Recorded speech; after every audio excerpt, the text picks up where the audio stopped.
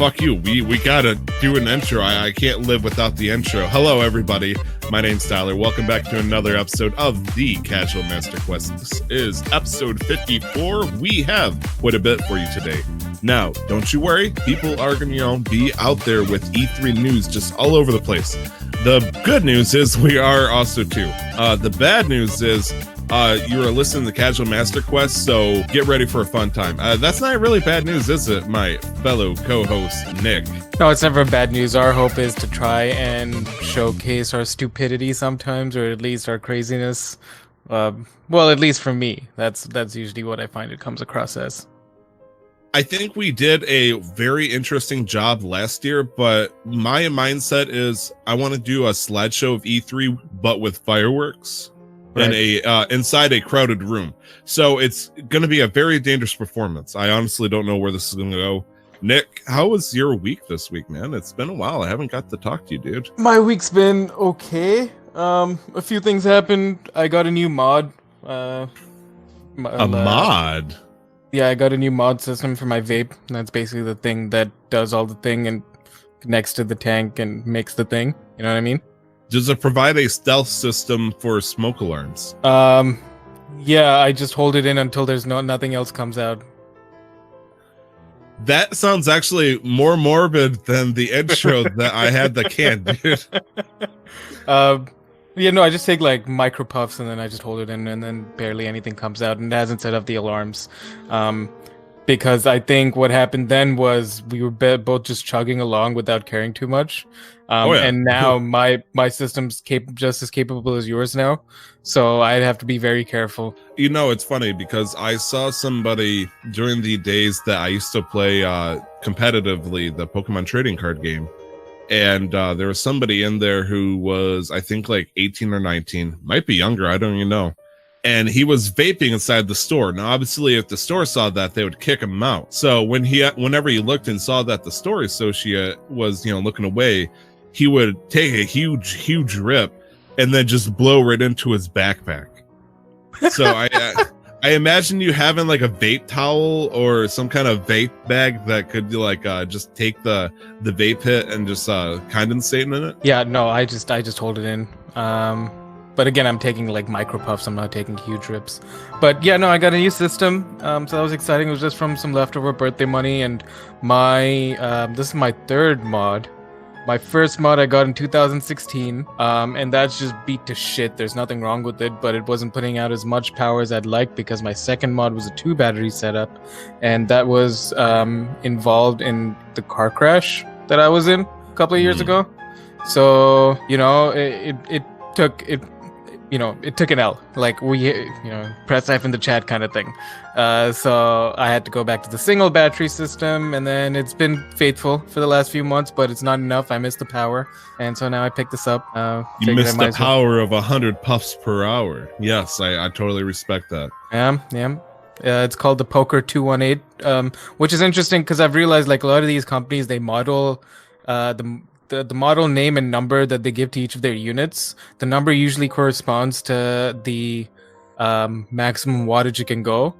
So you had the Sigali 220, it could go up to 220. I've got the Poker 218, so it could go up to 218. Yeah, so I always thought that was interesting. Just a fun fact for anybody who might not have known. I did not know. I'm kind of nervous now because I have the Vupu 2. This thing's weak. I feel like I need to step up my vape game now. The Drag 2 is a solid mod. I don't know what you're talking about. I agree. I'm just being I was trying to be comedic with the fact that it's called Vupu 2, but it's not 2. Yeah, no, and I didn't give a fuck about you being comedic. So anyways, got a new system. My my roommate picked up a PS4 Pro.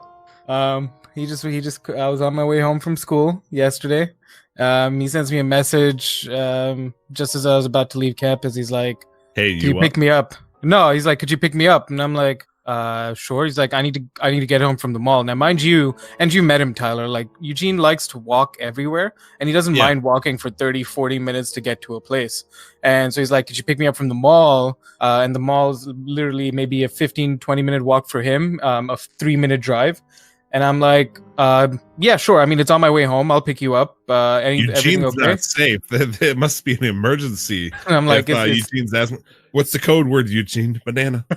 I'm like, is everything banana. okay? He's like, oh yeah, just we finally deployed our product, and I've been super stressed, and I needed more time and space. I just don't want to walk. I'm like, all right, cool. Show up at the mall, and he walks out of the mall with a PS4 Pro in his hands, and I'm like, oh, that's what you did.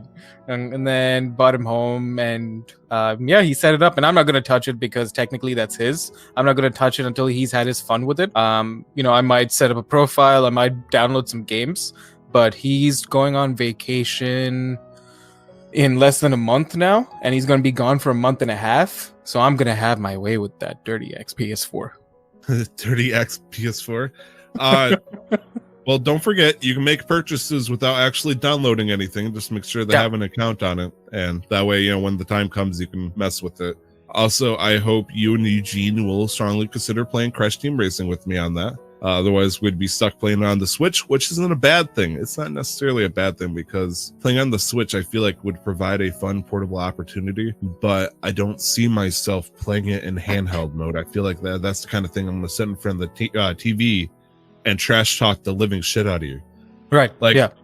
CTR, I believe, could bring out the CFDs in me, if you will. Like, if I hit you with a rolling bomb and I pass by you, yeah, I'm going to call you the fucking scrub you are. I'm sorry. Oh, no, that's fair, because finally we'll find a game that you can actually compete against me with. Yeah, and we can also find a game that you have a chance with me in. What is the character of choice that you play as when you play CTR back in the day? Dude, I never played CTR with friends, so I couldn't even tell you. It's been a while. I don't even remember what character I used to play, but I know that I finished out everything. I might have been at maybe 60-70% completion. So until I pick it up again, I wouldn't be able to tell you. I think I enjoyed playing as a polar bear. Coco's bear. Coco's bear. Okay, fair enough. I was a tiny tiger main. Okay. Now, if I were to play nowadays, I feel like I'd probably just go for something well-rounded like Crash Bandicoot. But yeah, back in the day, I loved the idea. I think I had like an 8-year-old powder fantasy of being a large buff tiger man. And he provided the speed, and I was good enough to know how the power slide around the corners that I didn't really need to worry about directional controls. So it kind of gave me an edge. Right. But anyways, yeah. Fuck, I forgot what I was gonna say. No, I was gonna say, yeah, when the game came out, I was 4. Thank you, you do too. But I was 4 when the game came out, so I probably didn't know. I probably didn't know too much about stats or anything. I was just playing the game, so I feel like I might have played Crash the whole time, just because I was playing solo and I was just playing against the computer. But I will say that as far as I remember, that was a lot of fun, and I'm glad it's coming back. But we'll be able to talk more about that soon because the game comes out next week.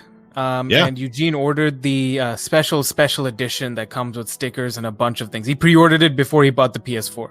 He pre-ordered the PS4 version before he bought the PS4. So I'm like, was that an omen at that point, like a telltale sign that he was obviously going to be getting a system soon? I mean, we've been talking about it for the last 2 years. We just haven't, because I haven't felt the need or the necessity to go halvesies on a system. Eugene was still studying, and his studies were a lot more vigorous than mine, at least in terms of a schedule. It was a lot more intensive. And so now he's been working for a few months. He got a job. They just launched a big product, so he has the financial freedom for it. He said, "Fuck it," and also he's gonna grind the fuck out of it because he knows his parents won't let him bring it home and play it. Oh, that sucks. So I think he's aiming to 100% it before the 2nd of July, when the game launches on the 21st of June. Honestly, I got really nervous taking my Switch overseas. I had to enter the mindset of it was no longer my child. If it fell out of the nest and died, it died. Right. And as soon as I came back home and I pulled it out and everything was fine, it's like, oh my God, my baby. Oh my gosh, I was so worried about you. But I had to abandon it in a mentality in order to take it overseas. It kind of freaked me the fuck out because I was either going to be not giving a fuck about it. And if it breaks, it breaks. Or I was going to just worry about it all the fucking time anytime it left the house. But it survived. So, say it. So, hey, welcome back to the family, son. How is everything going on with you in school? don't take 2 writing courses in the same semester. Mind you, this is the last semester I'll be taking 2 writing courses, so I'm just going to power through it. The one role-playing game that we have, and I've talked about this with the French Revolution, things have been getting interesting. I can't go into details just by the off chance, despite me not mentioning it to anybody, that somebody from my class comes and listens to this episode. So I can't talk. I'm not going to give any details until our last session, which is on Tuesday. But I've been forming alliances. I've been blackmailing people. No. And I'm on the committee of finance. And I have to do what I have to do to get France up and running back to financials, because the previous minister of finance was lying to the king about how much money we had, and there was a surplus, but he was telling the king that we were in deficit, that we were in debt. And so the king was like, fuck, I need to figure this shit out. And then we don't know what was happening with the money. In France in the 1700s, the right to collect tax was for purchase. So you, as a nobleman, could go to the right person to buy the right to collect tax, and then you can go out and collect tax just based off that right, and you didn't have to report to anybody. And so nobody knows how much of that money, because it was all passing through a private individual hands, was actually pocketed by those individuals or was actually going to the right places. And so a lot of the money was also, a lot of the tax was also on 95% of the population, which was part of the lowest, it was a system called the 3 estates. You had the first estates, that was the clergy members, so really all the priests and the church. Second estate was the nobility, and the third estate was everybody else, the uneducated, the farmers, the people, just the people of France. And so they were houses. Yeah, and the third estate was taking all the financial burden because the first and second estate found loopholes and ways to not pay their taxes, and some of them just straight up said no, and the king couldn't punish them or do anything because then that would undermine his authority, and then they'd push for more power over him. So it was a little fucked up. Thank God we're not even out of that yet in certain countries, but whatever. I'm actually still hung over the whole prime minister situation, because you're saying that he was lying that they were in debt even though they had a surplus. You would think it was the opposite. Instead of, he was technically being greedy, but he was like, no, we need more money for the country, I must lie to the king, kind of shit. It's like, you'd think it was the opposite. Right now, the leader of finance to Mr. President over here would be like, yeah, no, we're actually making money this year. We're not, 30 trillion debt. So it's just bizarre to me. Yeah, especially around that time too. The biggest hit was France helping out America with the with their independence, because this is when France sent over troops and helped out the Americans against the British. So that was a financial hit as well for the French. And my character's job is to come up with a financial plan that would help France in the long term. And because we're starting at specific dates, we can look at things that happened after that date historically as reference, but those have not happened or may not necessarily happen. So we can only look at things that happened prior to that date, because this is not reenacting, this is reacting, as the class is called, or at least this model is called. Right.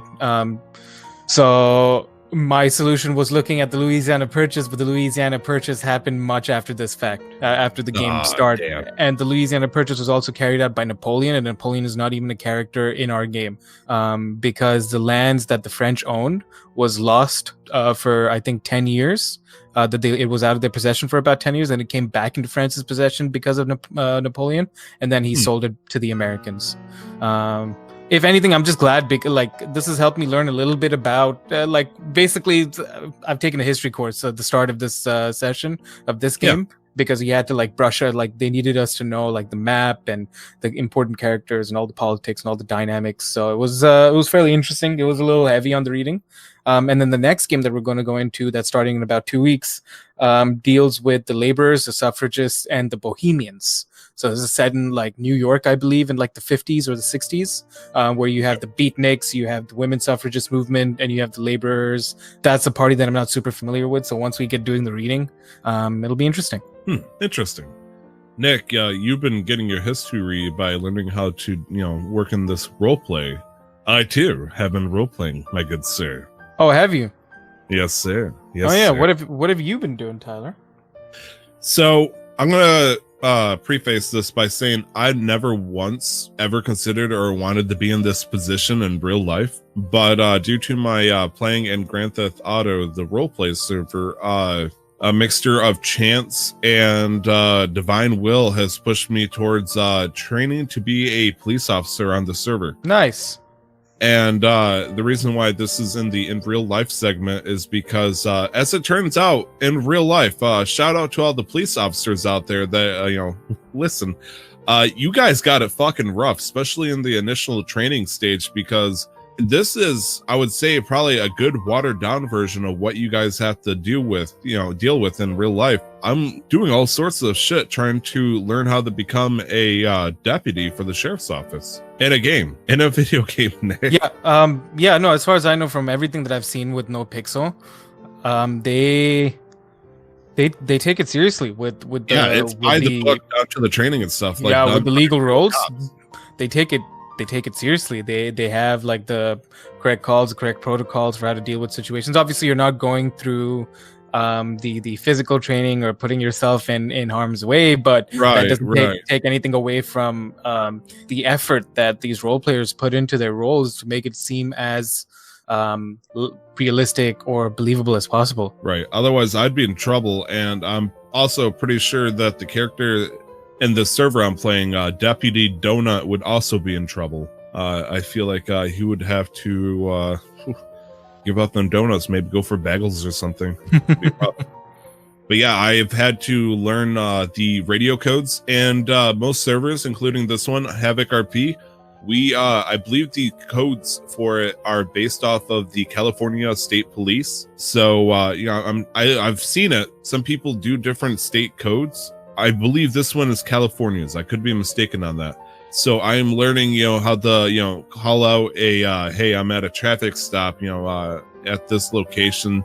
Here's the make and model of the vehicle. Can I have a 10, 27, 28, and 29 on it? Which is like give me a license plate read, a ID connected to that, and see if they have a warrant for it. Right. And then just random stuff like that. 1038, I believe it's called, a traffic stop on this server, and it's weird. Like, I am now driving my truck and I'll get behind a car that looks kind of weird or it just sticks out. Like, I'll notice it. It's like, huh, that's an interesting car. And in my head, it's like, what would happen in the server if this car was speeding? And it's like, I would get behind it, and before I actually pulled it over, I started talking out loud to myself alone in this truck, saying, one cadet, one to the dispatch. In my head, I was like, go ahead. I got a 1038 over here on this road. I don't know what the road is. Fuck if I know, Boulevard. With a red Chevy Cruze, license plate, so and so, such and forth, and all that shit. And it's just so weird. And I'm also looking up legal laws that they have to list, because people, who role play as cops are, 14-year-olds, they have no fucking idea what Terry versus Ohio is. They might not even know what the Miranda rights are, from Miranda versus Arizona. Right. And so shit like that, it's like they just want to pull out the gun immediately on somebody and say, do what I say. The guy's like, I only did I did 5 over the speed limit. Why are you pulling a gun on me? Yeah, they just wanna emulate real life.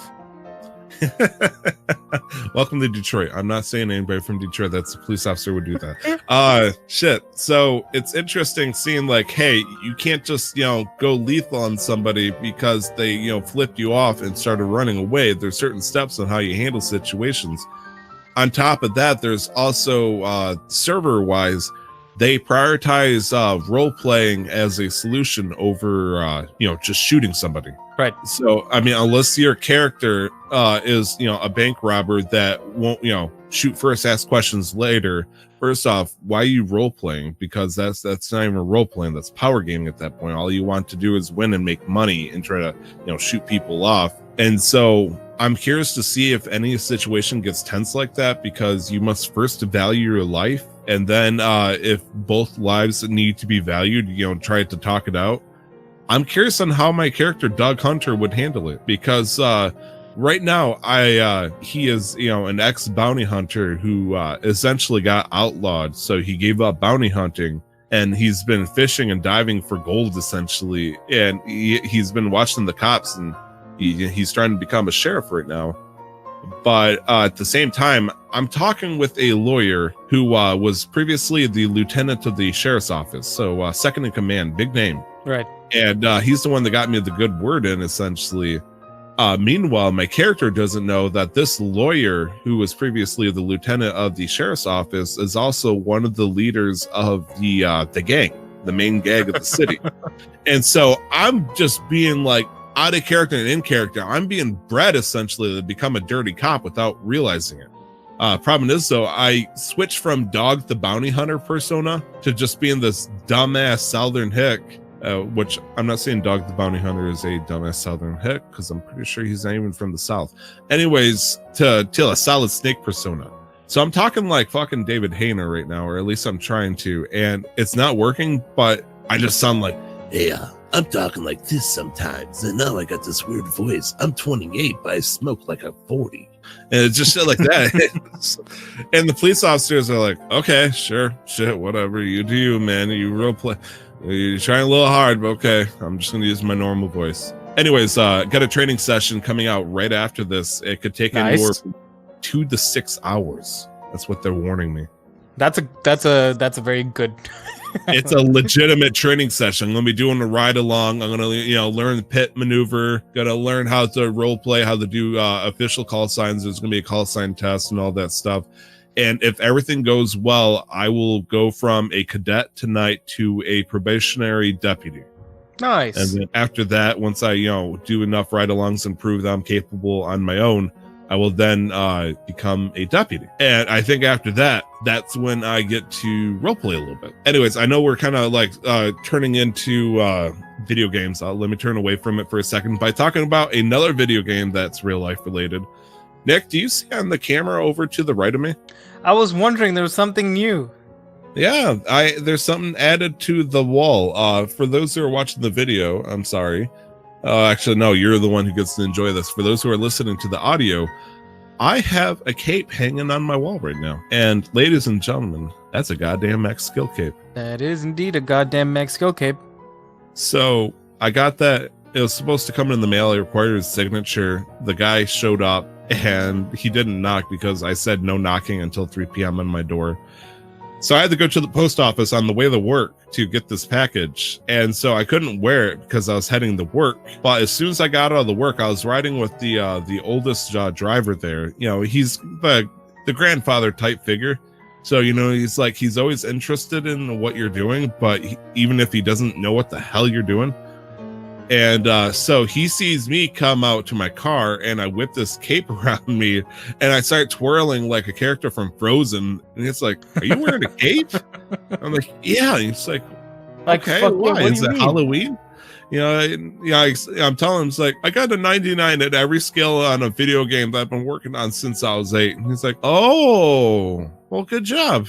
He just kept it simple, like, made me feel, like I worked hard for this. Anybody could pay, $80, $90 for this fucking cape, but I earned it. I worked for it. Yeah, you put all that time and effort, both in USA and in Canada, to ensure that you could get that max skill cape. Oh shit! I forgot about that. I'm so sorry that I spent a good portion of my time playing RuneScape in Canada. No, dude, it was your vacation too. It's all good. I know, but it was still awful of me. Jeez. But I am retired from RuneScape for now. I'm gonna say I'm sure the sirens will call for me sooner or later. And that's pretty much been my week, dude. What have you been playing, dude? Destiny 2. What? That's it. Yeah. Oh shit! No, are we back into this again? Where we? Yep. Okay. All right. Here. Listen. 1,000 yards. Let me. That was actually a sniper rifle in D1. What? 1,000 yard stare. It was a sniper rifle in D1. It was one of the best ones. I had somebody come up to me and say that Destiny 1 was a terrible game. And he said he couldn't get into Destiny 2, and it kind of made me sad. It's one of my coworkers. I won't name him. Okay, cool. Yeah, okay. Sorry, it's no one but I don't want to, put him on blast. Fair. Yeah, no, the new season started last week along with new content, new raid drop. Each season's about 3 months or so. So when the last season, the season before this, I believe this is season 7. So season 6, I played maybe like the first week, and then I didn't touch it at all. I maybe came back like 2 or 3 days. Like one day we did for my birthday, where I played with a bunch of friends and we just went into private matches and it was just a good time. But I didn't touch Destiny at all, so it was like a nice, like a nice break. Nice refresh to it. Yeah, and so now I'm coming back to it. We've got all these changes that we talked about last week coming in September. I have a lot of things to collect because I am also a collector and I have been with Destiny. So I've got all these different exotics to collect, all these different things to do. There's the new PvE mode that they added is actually one of the best things that they've done ever. It's called the Menagerie, and it is a 6-player match-made activity, which is the first of its kind outside of PvP. And you go through... What? It just mean I get to fight with you and fight monsters and stuff together, and like I guess technically we could do that on almost everything, but yeah. So the Menagerie is a assortment. You go through each little phase of fighting different. Each encounter is a raid encounter. It's a raid mechanic, not just from the D2 raids, but also from the D1 raids. And they've been simplified to an extent where you kind of understand what you have to do. And so it's just really fun because it's all of these things that's coming from old games, a lot of these things coming from new games, and they kind of just blend this really nice, fun activity with a way for you to guarantee what kind of drops you get at the end. Because they added this item that you put in different runes of different colors and of different types. And if you put in the right combination, you'll get a guaranteed reward of like a specific weapon. And so it's made it worthwhile to actually do that over and over again, because a run, especially with like people who are kind of new to it and maybe under leveled, will take anywhere from 25 to 30 minutes. That sounds like something I'd want to do, Nick. You should invite me sometime that isn't 10 p.m. on a weekday. Come on, man. That's the only time I ever play, but we'll figure it out. But no, I've been playing Destiny 2. I've been having fun with some friends. I've been grinding some things out, so it's been good, and that's really all I want to do right now.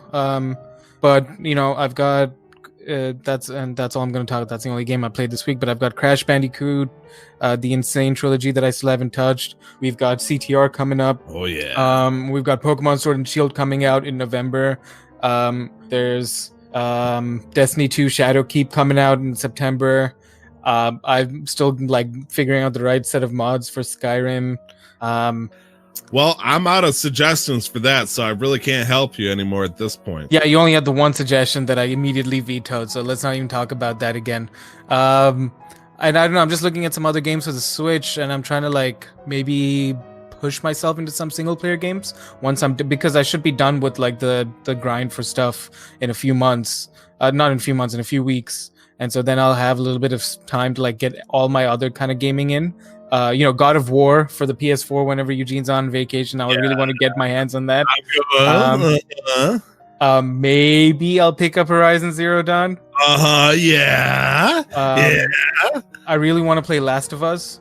A good game. Definitely a good game. And, being a third-person shooter, I think that would be up your alley, so I totally understand that one. And I know Last of Us is more about the story than the actual gameplay. At least that's what I understood from my friends' reactions, who just loved the game. Was found in the story for sure, but the gameplay was not, it was still above average. Right. So yeah, that's kind of like my rundown for the summer, and we're also going to go into this. My take on E3 this year was that it was an E3 for the future.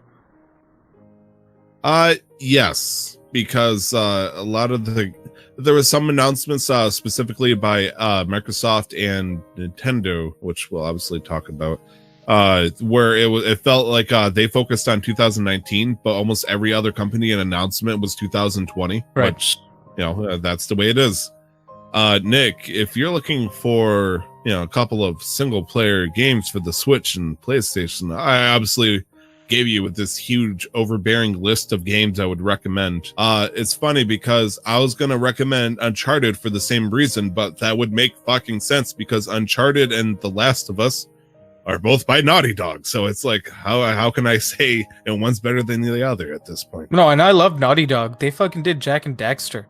Hell yeah, dude. Naughty Dog's been doing fucking work over the years. Like, they are a staple of our childhood. They are very much so. And I was also thinking about Uncharted because I really like the Tomb Raider series. And I know Uncharted it plays similarly. I'm not going to say they're the same or one's better or worse, but they play similarly. I will say it if you'd like. Well, definitely for the third one, but the first of the new series was fantastic. Very true. If there's one thing I want to say, obviously Tomb Raider came out much later, I think like 2012 versus Uncharted, which came out during PlayStation 3 era, which is 2006, 2007. Tomb Raider, the first one, obviously had a huge edge, but as Uncharted caught up, I would say by the third one, if not the fourth one, I would say the third one, it came up in such a nice quality of having a hell of a good story, as well as having good shooting sequences, as well as traveling in action-packed moments. And then I say without a doubt that the last one, Lost Legacy, which is excuse me, a bit of a side story between two side characters, is probably my favorite one, even if it was more open world. Yeah, the first Uncharted came out in 2007. And I can't believe I forgot this too, but Naughty Dog was responsible for the first few Crash Bandicoot games.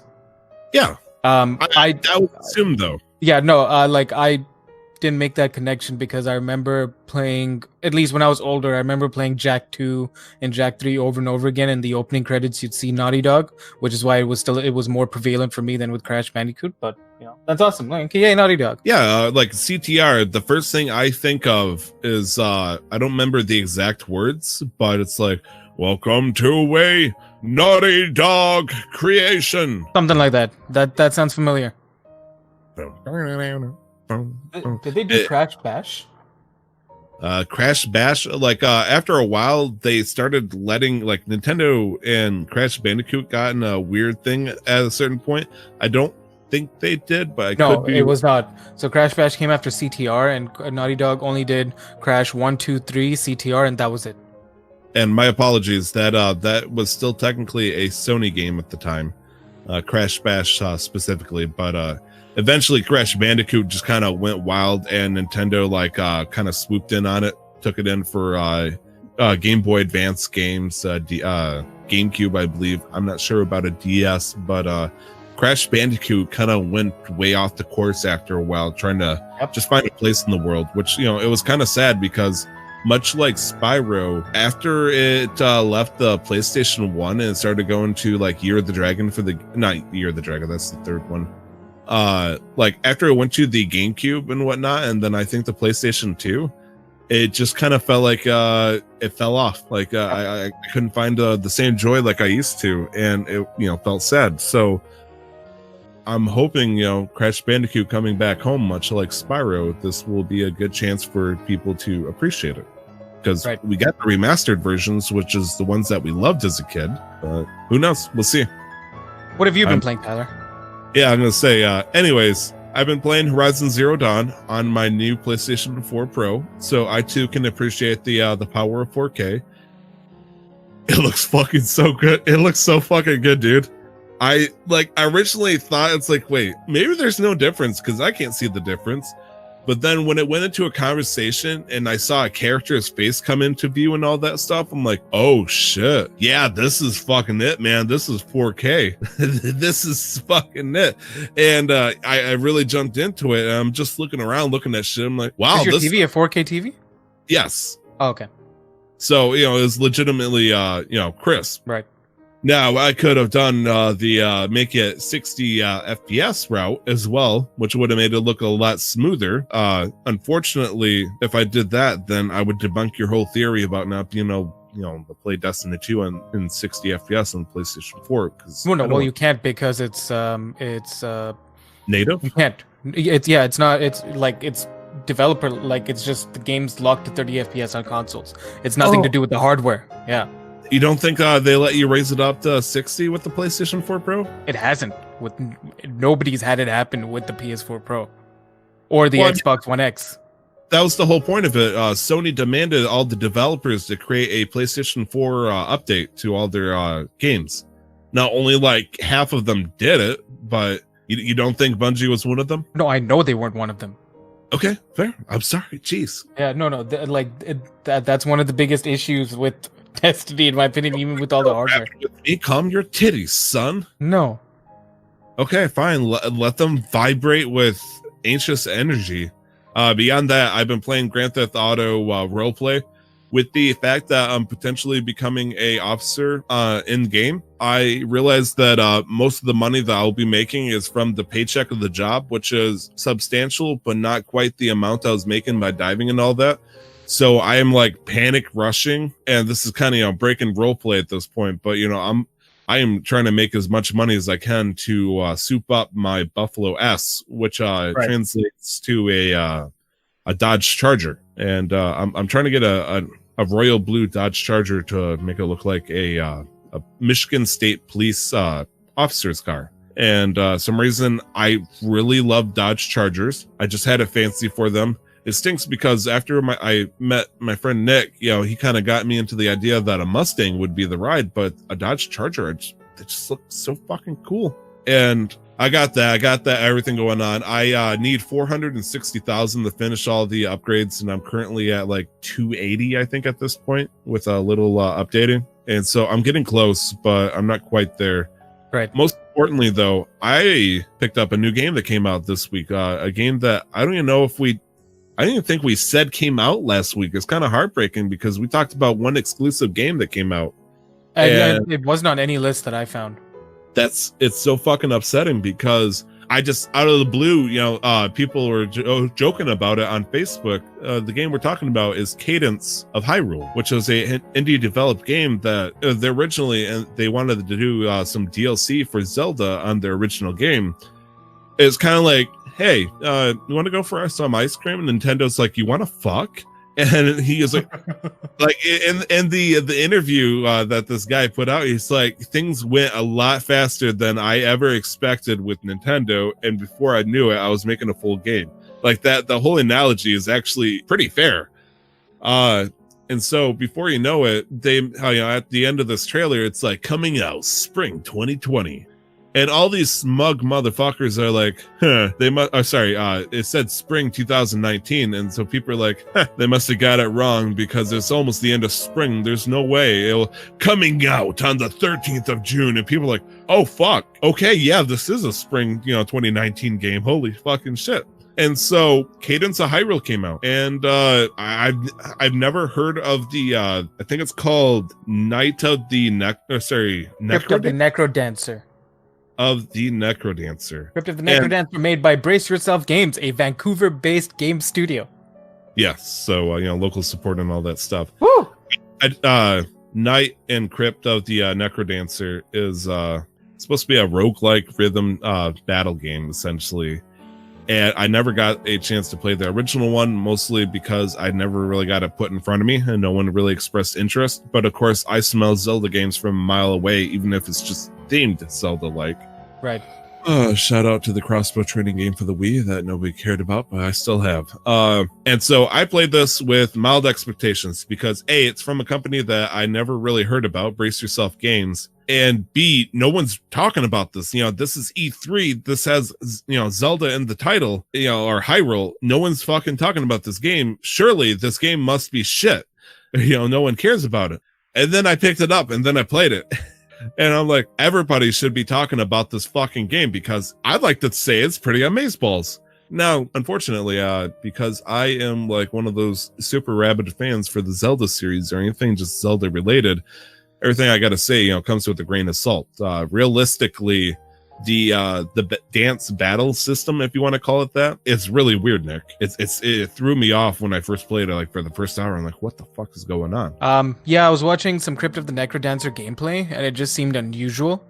Like it was just a different kind of game. And so when I saw the trailers and stuff for Cadence of Hyrule, I was thinking of picking it up, and I might pick it up at a later date. And that'll probably be a little bit more of a unbiased review for the game, unlike Tyler here, because in the first hour of I don't have Link tattooed on my body, so true. And I was actually talking with my wife about getting another tattoo.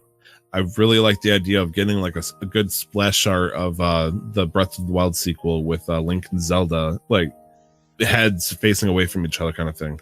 Anyways, so Cadence of Hyrule. Yeah, the first hour when I saw the beat system on the ground and I saw enemies just walking around in beat doing their own battle mechanics, and I had to strategically run up to them certain ways instead of just going up and chopping them with the sword, it was weird. More importantly, I had to make sure I was going in beat, tapping each time I moved around when I'm, going around with this nice, sweet ass techno song of a Zelda game.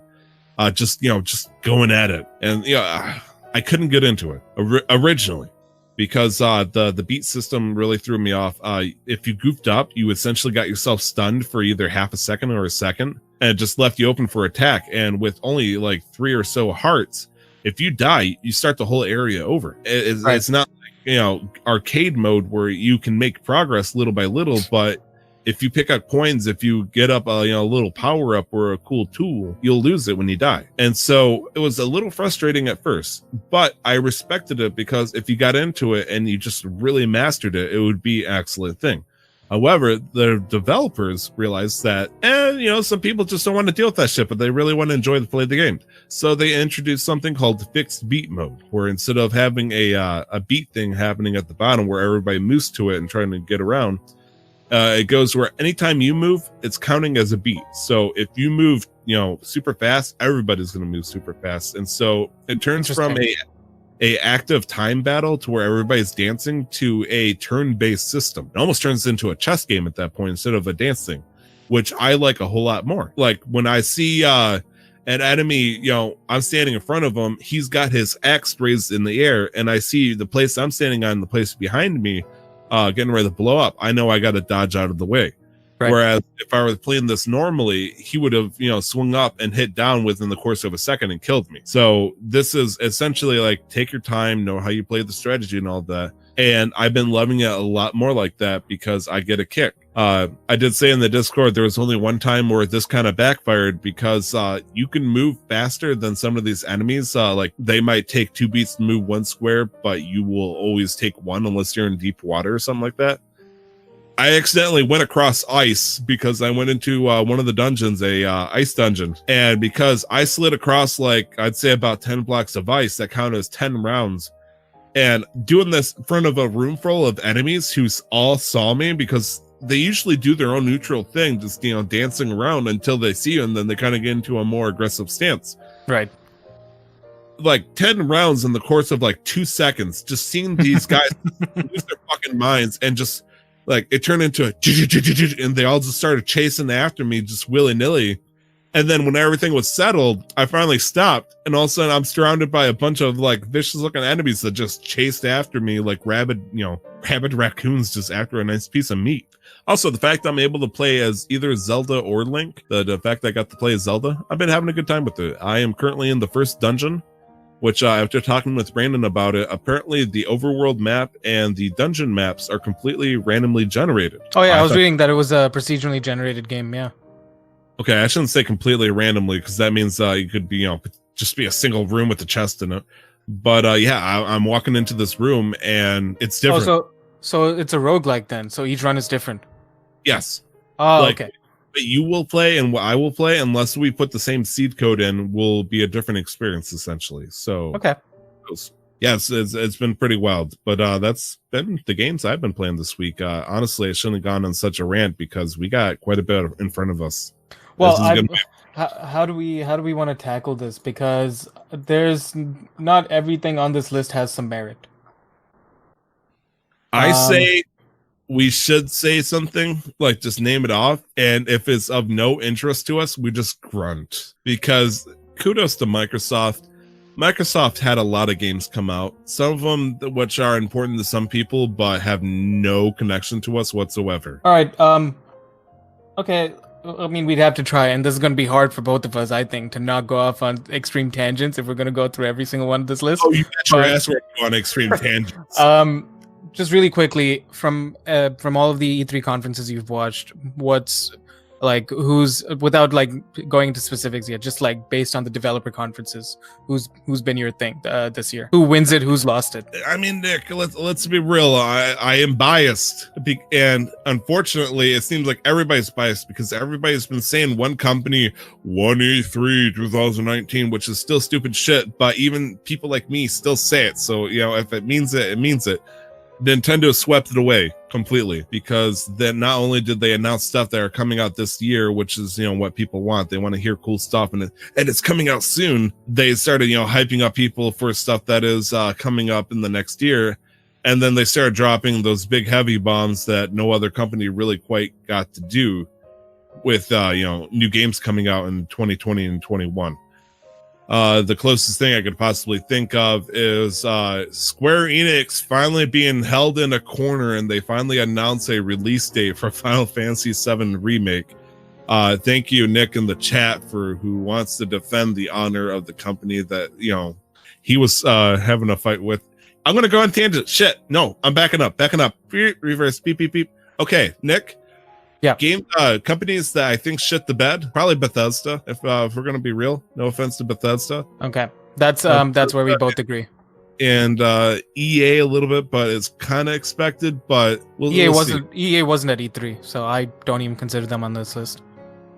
I mean, Nintendo wasn't at E3 either. They just had their own... No, but this is Nintendo's thing, and they had a conference. EA did not have a conference. They weren't there at E3. Okay, fine. Fair, whatever, dude. Okay. Also, fuck EA. Damn. Still showing the hate. I thought we were both on board with talking about... I still remember 1 year ago, Nick, we were talking shit about Bethesda shit in the bed. That exact phrase. I'm glad that we got to use it this year, the nostalgia. For me, I think Microsoft and Nintendo were strong contenders this year. I think Microsoft might have taken it away, but only because Microsoft really only has the one big time to showcase shit, and Nintendo does pretty regularly, but they came with stronger announcements this year than they did last year. I think last year's E3 compared to this year's E3 for Nintendo was subpar, and this year they knocked it out of the park, especially finally concerning the release of certain titles. Bethesda was garbage. Nobody needed a fucking VR for a game that's apparently still alive. But are you getting ready to talk shit about Wolfenstein? Because that was a pretty well regarded game series. Yeah, that's the only out of everything that they spoke about, it was Doom and Wolfenstein. That was probably the only things people gave a shit about. I mean, I can't argue with that. Like from Bethesda. I was watching. This is actually the only performance I watched like super live, and I was talking with you about it. While we were live chatting it. Yeah. And I am freely admitted, I could not give two shits about this thing. I am wasting my time watching these people things, as they talk about the games that are coming out, and a couple of them are like, it's like going to the movie theater and you get all the trailers that they're going to play in the beginning. And I'll look at my wife, and my wife will look at me, and we'll like, maybe something. Maybe. This is all we look at each other and go, just the heavy sigh grunt kind of motion. So since we're talking about Bethesda, we might as well start with Bethesda. Okay, blow them out of the water. So Doom Eternal, we were all excited. We get to see a little bit more gameplay. People at the demo, hands-on demo on the floor. Cool. Everybody's all in for Doom Eternal. id Software has done a fantastic job with the first one. So everybody's excited. That, but I mean, you're saying everybody's for it. The only person that really sounded like they're for it was guy that was always. Fuck that guy. But the general consensus for Doom Eternal is beyond the roof. But it's not. Again, when you think about E3, you're thinking about something new, what they've been working on, a little bit more updates. We've known Doom Eternal's been coming for a long time. Right. Relative, right? So this is kind of just, they don't have anything to show. They talked about the new Star Citizen, and they talked about Elder Scrolls just briefly. Todd Howard came out and said, yeah, we're still working on Star Citizen and Elder Scrolls 6. That's it. That's it. That's it. So Doom Eternal, fantastic. Wolfenstein, I've never played the series, but I've always heard good things about them. And you've got the VR and the one where you play as two hackers, or two female hackers, I think. It's Youngblood, yes. Yeah, gameplay looks interesting. Good job there. Conceptually, Deathloop was very interesting, where you play as two competing, assassins. and Yep. you're stuck in like a time loop where you keep killing each other and then you keep waking up and redoing the day all over again.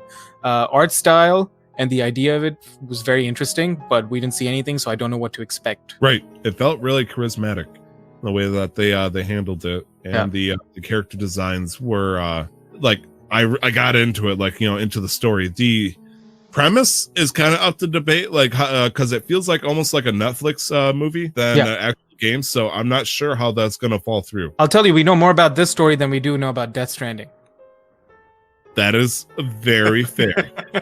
And the last thing I think is Ghostwire by what was her name? Tango Gameworks, where we had Ikumi Nakamura come out and showcase the because she's the creative director, and she stole everybody's hearts at E3, and she showcased what Ghostwire is going to look like or what it's going to be about. And we may not know too much, but I have a little bit of faith in what the game might turn out, considering that she did conceptual art and artwork for Okami, Bayonetta, and another game that I can't remember. So it's just escaping from my head. Yeah, that's totally fair. And I don't know if it was you or Brandon that posted the picture of like Rule 63 Kojima is this lady. Oh, that was me. Okay, that's fair. I mean, I'm close to Kojima too, like spiritually, so I totally understand. And when you get the same vibes from a different character, even if a different person, rather, even if it's from a not so savory video game company, I can respect that. Yeah. I mean, in this case, they are just the publishers, Bethesda. They're not really developing this, but for everything else that nobody asked for, who gives a fuck about Fallout 76? I know Brandon said about Fallout 76. I mean, it was something that he was excited for when it came out, and then the hype immediately died. Like, when it comes to MMO style gameplay and all that stuff, for him and for me, it's usually the flavor of the month mentality. We're going to play hardcore for a month and then it burns out. I'm pretty sure that was like flavor of the 3 days kind of situation. Like, it did not last long before it's like, all right, let's go back to Final Fantasy 14 kind of situation. It didn't quite have the same hit because either glitches or just bad gameplay and all that stuff. Not to mention, this is an engine from 2011, if not older. This is an engine that we shouldn't have to use anymore. Graphics are a little bit better now. Well, I mean, still with those kind of graphics. Well, at least I'd like to think so. It would offer better handling on latency and all that stuff, and giving a better connection to other players. Except for the problem when the servers are down. Yeah. And, that sucks. But meanwhile, I have my best friend just going completely rabid in the chat over the fact that we're talking shit about Fallout 76. I'm very sorry, my friend. I'm sorry you like hot garbage. Okay. Okay. Okay, that was a little mean.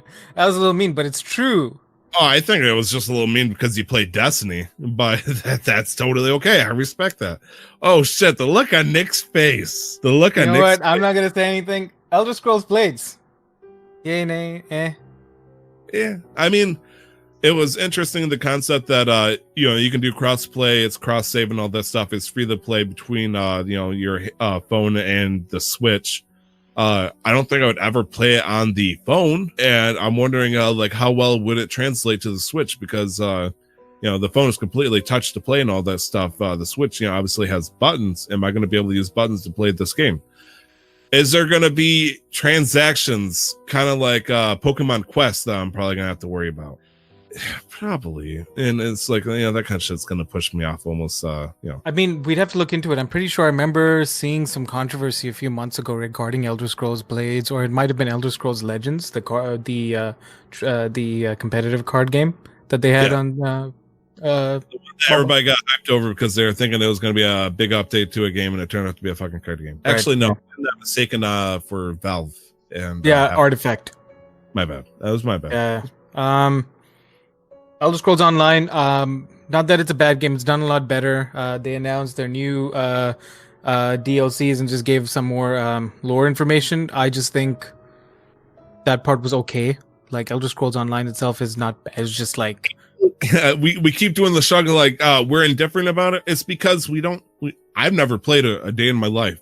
If people are into it and they're enjoying it, then this is great for them because they're going to get a DLC called Scalebreaker, which comes with a dungeon, all that, and then they got an expansion coming out June 27th called Moons of Elsewhere. And I think if this is meant for you if you're into it. I don't think this is really meant to entice new players to come in. If so, whoops, you got a shot over my head. Well, no, he did specifically say, the guy who came out for ZeniMax, if you've never played an Elder Scrolls Online game, this is the perfect place to start. Word for word, that's what he said. Say that though. For every probably expansion for Destiny 2. I'm sorry, but it's probably true. No, you can't because they're not standalone. So you'd have to spend like $90, $100 to get Canadian at least, to get all of it. But now with the new Destiny 2 system, it's all standalone expansion, so you can play. Anytime's a good time to jump, as long as you give us the money for it. Commander Keen, I thought was actually an April Fool's Day joke when it first started. Like, I seriously thought this was a prank or this was going to turn into like a software for Fallout 76. I didn't realize that this was originally a game way back in the day. It kind of threw me off because it kind of had like a Fallout Boy vibe to it. And it put me off and all that stuff. But it now looks like a Worms game. Just the style of, it's up instead of turn-based. It looks like it's action-based. The cartoon design, looking like a Saturday's cartoon, it immediately turned me off, and then all that. It feels like it's a game meant for 8-year-olds who want to be mature, because I'm pretty sure in the background song they swear. So I have no idea who this is for at this point. Right. I have no idea. Who is it for, Nick? I don't know. I stopped paying attention, I'll be honest. Rage 2 expansion. Rage 2 looks like an exceptional game. I've not heard anybody speak poorly of it that played it. So, people who are playing Rage 2 get the, have their little zombies game, then, congrats. So this is going to be something out for you and you're going to enjoy it. I do like the style of Rage 2. And it's one of those things where it's like, if somebody else got it and they said they liked it and they wanted me to play with them, I'd jump on it immediately, but I don't want to make that jump myself kind of game. Right. It's weird that I gatekeep myself on certain games that I'm mildly interested in. Orion Game Stream Software. This is the part where I stopped paying attention because I was cooking. I totally, I was watching, but I was not there anymore, Nick. I was gone. I was checked out and eating pizza. I was sedating myself with culinary culture. He showed this nice fancy title for Orion and then started talking about how this is the future streaming. We're going to be able to do more than anybody else ever before. Orion. Yeah, from what I could understand from just barely paying attention, it just sounded like a competitor to Stadia. It might as well be. I'm not sure if it's specifically for their system with Bethesda or if they're going to lease it out to other programs to be able to use this as a streaming platform. We have no idea if it's going to be like Origin or Steam, where it's its own program that's on the computer where it's going to allow you to stream games instead of flat out buying it, or if it's going to be used in the background for games. When you buy a game that requires an online connection, it's only 1 gigabyte, but it should have been 10, and it's just going to constantly stream out the performance over time. With that, it wasn't really all that much said. Yeah. No, I totally understand. So, it's Orion. That's Bethesda. It was weird because it was a video game. It's an electronic entertainment expo. So Orion technically fits the bill, but at the same time, it's supposed to be to us about video games. So we saw Orion and it's like, okay.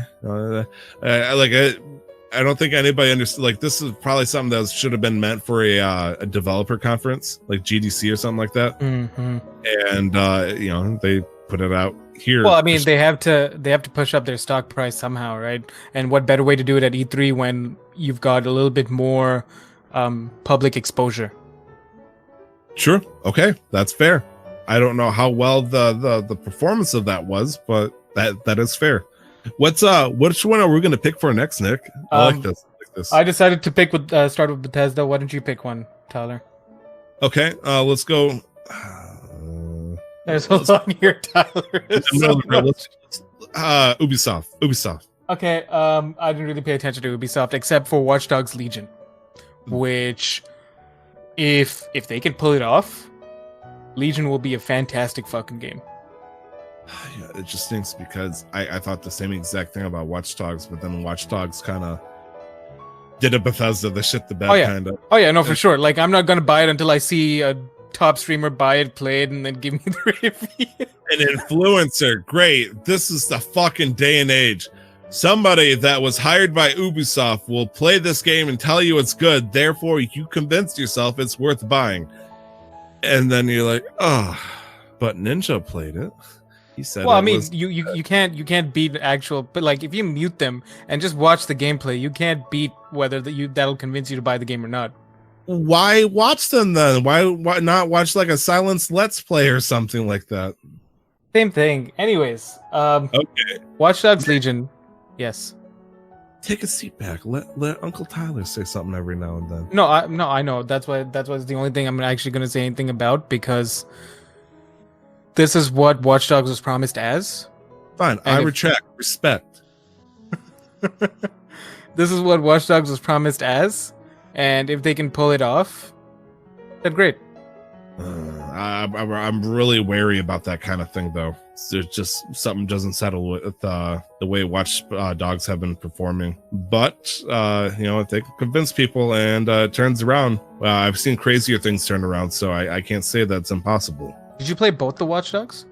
I absolutely did not. Okay. I made a mistake because Brandon said he was going to get it, and we're going to play together / I watch him play it because we were both into the idea. And then he's like, it's not getting the best reviews. Let's wait until it goes on sale. And then he never fucking bought it. And so I sat there for a good year or so waiting for him to grab it from Redbox and all that stuff, but I wasn't really pressuring him into it. And he sure in hell wasn't pressuring himself. So yeah, it never happened. It was a game where it's like I fancy it, and then eventually over time people were like, yeah, it's probably a good idea that you didn't, which is kind of upsetting, but it's the way it is, unfortunately. Watch Dogs 1 was okay. It was just fun. It didn't have as much of the depth that they promised or made it seem like. I didn't even touch Watch Dogs 2, but Watch Dogs 1 was okay. I picked it up for $8 when it was on resale at the local game store, and then I pawned it off for 50 cents because that's all they would take it back for. Damn. I'm surprised they took it. That's like the cost of the Blu-ray disc at that point. Whatever disc it was. Let's see. Assassin's Creed Odyssey. Obviously, it's been out for about a year or so. They are introducing a story creator mode where you can create your own quests and stuff to play with yourself, I guess, and maybe friends too. That came out this week, and they're introducing a educational mode, which they had in previous Assassin's Creed titles, to help you learn a little bit more about the area and stuff, which is interesting. I think they thought about introducing it after, in light, some pun intended, but it's kind of sad, in light of the Notre Dame situation with, the Notre Dame falling in France, because they had done, well, let me back up a little bit here. Odyssey, where is it located? Italy, right? Greece, ancient Greece. Ancient Greece? Okay. Yeah. Okay, Notre Dame. The Notre Dame was I think that was in Brotherhood. Is it? It sounds right to me. It wasn't one of the newer ones. Unity. I think it was Unity. Let's see. It looks like it's for Unity. Okay, so basically, what I was trying to say here is in Unity, they did a very well-grafted 3D model of Notre Dame, and as a result, when Notre Dame in real life unfortunately caught flame and burnt pretty much down to the ground, Ubisoft was actually able to provide a hella good 3D model of the thing in case they wanted to rebuild it from scratch. And they really do their education when it comes like that, especially in the European areas. So I really would like to see what they do, what they offer. I'm ranting. I'm giving too much credit. That comes out this fall. Nick, have you heard about the game called Breakpoint? Wasn't that the new Tom Clancy one? Or, if we say no, we can skip it because obviously it didn't hit that big thing. It's called Tom Clancy's Ghost Recon Breakpoint. Ghost Recon. Yeah, I don't care. Okay, fair enough. Coming out October 4th, if you like it, great. Let's see. What about Rainbow Six Quarantine coming out next year? That's the new. It looked like an interesting idea. It's 3-man PvE activity, I believe, where Yeah. you go in and you have to find a target who's been quarantined and you need to rescue them. At least that's what I understood from the trailer. Seems like an interesting activity. They've taken the complexity and the strategic elements from Siege, which is PvP primarily, only PvP. I don't think there's ever been a PvE situation. Don't listen to me. And then they've taken those strategic team like focused elements and put it into a PvE. Yeah, and put it into a PvE environment. Yeah. You said don't listen to me. I was making a joke, okay? I was actually listening. Okay. Out of character, I was listening. Yeah, that's it. It looks interesting. I probably won't pick it up. This next thing is what's thrown me in for a loop with their whole announcement and whatnot. They are announcing their own equivalent of the Game Pass, where it's called Uplay Plus. It's a game subscription where you have access to almost the entire library of Ubisoft games. It's currently in beta, out on September 3rd later this year for $15 a month. So around the same time, Google Stadia is going to be running out too. So that is an interesting way of Ubisoft saying, "Hey, we're in the game, guys, too. Watch us." Breaks me the fuck up. There's a Division film coming out. People, heard about it, but then it kind of went under the radar. It's been announced that it's coming out for Netflix. And then they forgot to say the part where it might be coming out next year. They legitimately didn't put a date. They have no idea. I believe it's with Jake Gyllenhaal as one of the leading actors. Sure. Nick, while you look that up, I want to point out that there is a free-to-play roller derby game coming out sometime this year called Roller Champions. So imagine your skating rink, where they have disco lights and all that stuff, arcade in the corner for people who don't know how to skate. I might have been there. There's going to be some kind of battle system where you can roller derby and fight each other, which I'm curious to see how that's going to come out. It is free to play, like I said, coming out 2019. Didn't announce the platforms yet. Lastly, Gods and Monsters, which kind of had a God of War kind of feel to it. Is coming out on February 25th of 2020, which is my birthday next year. So nice. I guess I'll celebrate my birthday by deciding whether or not to consider Gods and Monsters. Okay. I probably have no idea. I don't trust that kind of shit. So the Division film is going to be starring Jessica Chastain and Jake Gyllenhaal. Nice. It is going to be directed by David Leitch, who was the director for Deadpool 2. I'm okay with this. Go on. That's all we know about it. So that's the Division, and also missing from this list is Mythic Quest. Do you remember Mythic Quest, Tyler? Mythic Quest. This actually sounds familiar. Mythic Quest is a TV show, another TV show by Ubisoft about the video game industry and all the creative directors. It's basically a satire on the video game industry. It is being the star in the show is one of the actors from It's Always Sunny in Philadelphia. So it was interesting for me that Ubisoft announced two different they announced a TV show and they announced a movie. I am looking at it now. Mythic Quest is it looks like it came out for the Apple TV Plus, which explains a little bit for me. I've never actually heard of this TV series, Nick. Well, no, it hasn't come out yet, and they announced it at E3. They did a little trailer during their conference. Okay. My bad. My apologies. Yeah. Let's see. It was developed, starting to develop around August 9th, 2018. Good deal. They say that filming has been concluded in March this year, so it looks like it's ready to go. Soon. Yep. Yeah. All right, Nick, that was Ubisoft. What's next in the list? I'm getting Devolver Digital. Oh boy, we're gonna go straight for the good one, the one where it's like, we don't care about this, we're just doing it because everybody else is doing it. We want to be popular. So Devolver Digital, they just want to continue. Honestly, I think that's what they're doing. They're just continuing their story each E3.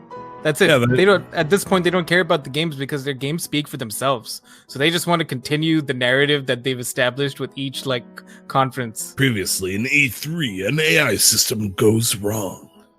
Right. So I'm sure you people listening, they haven't seen it. I want to talk about it, but I also don't want to because it is pretty fascinating. You can go out and find all the Devolver Digital conferences that they've done to catch up on the story.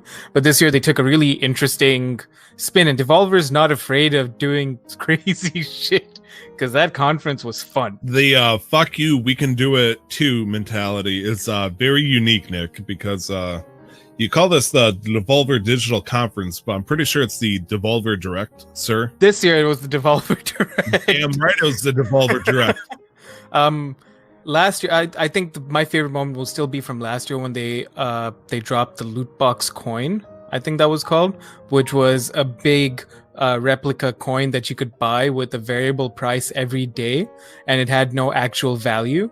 Was it a physical coin? It was a physical coin that you could buy that had no actual value, but the price changed every day. It would go from double digits to triple digits. Huh. It was basically it was a satire on all the microtransaction controversies from that year.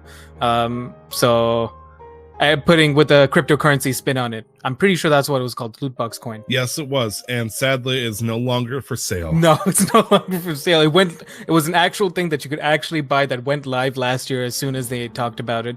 This year, they did their own satire by announcing the Devolver bootleg, where you could buy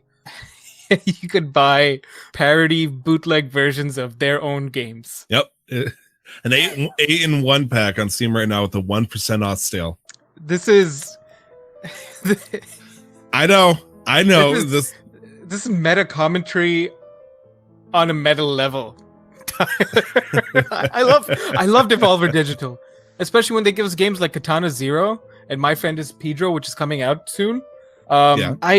I love these guys. I mean, they're so fucking self-aware that they don't even care. It feels like oh shoot.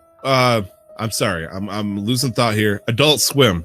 If Adult Swim were to, instead of being a TV series or their own channel and all that, TV show company, if they were strictly into video games and this is all they did and this is how they based off, I feel like this is their spirit animal kind of mindset.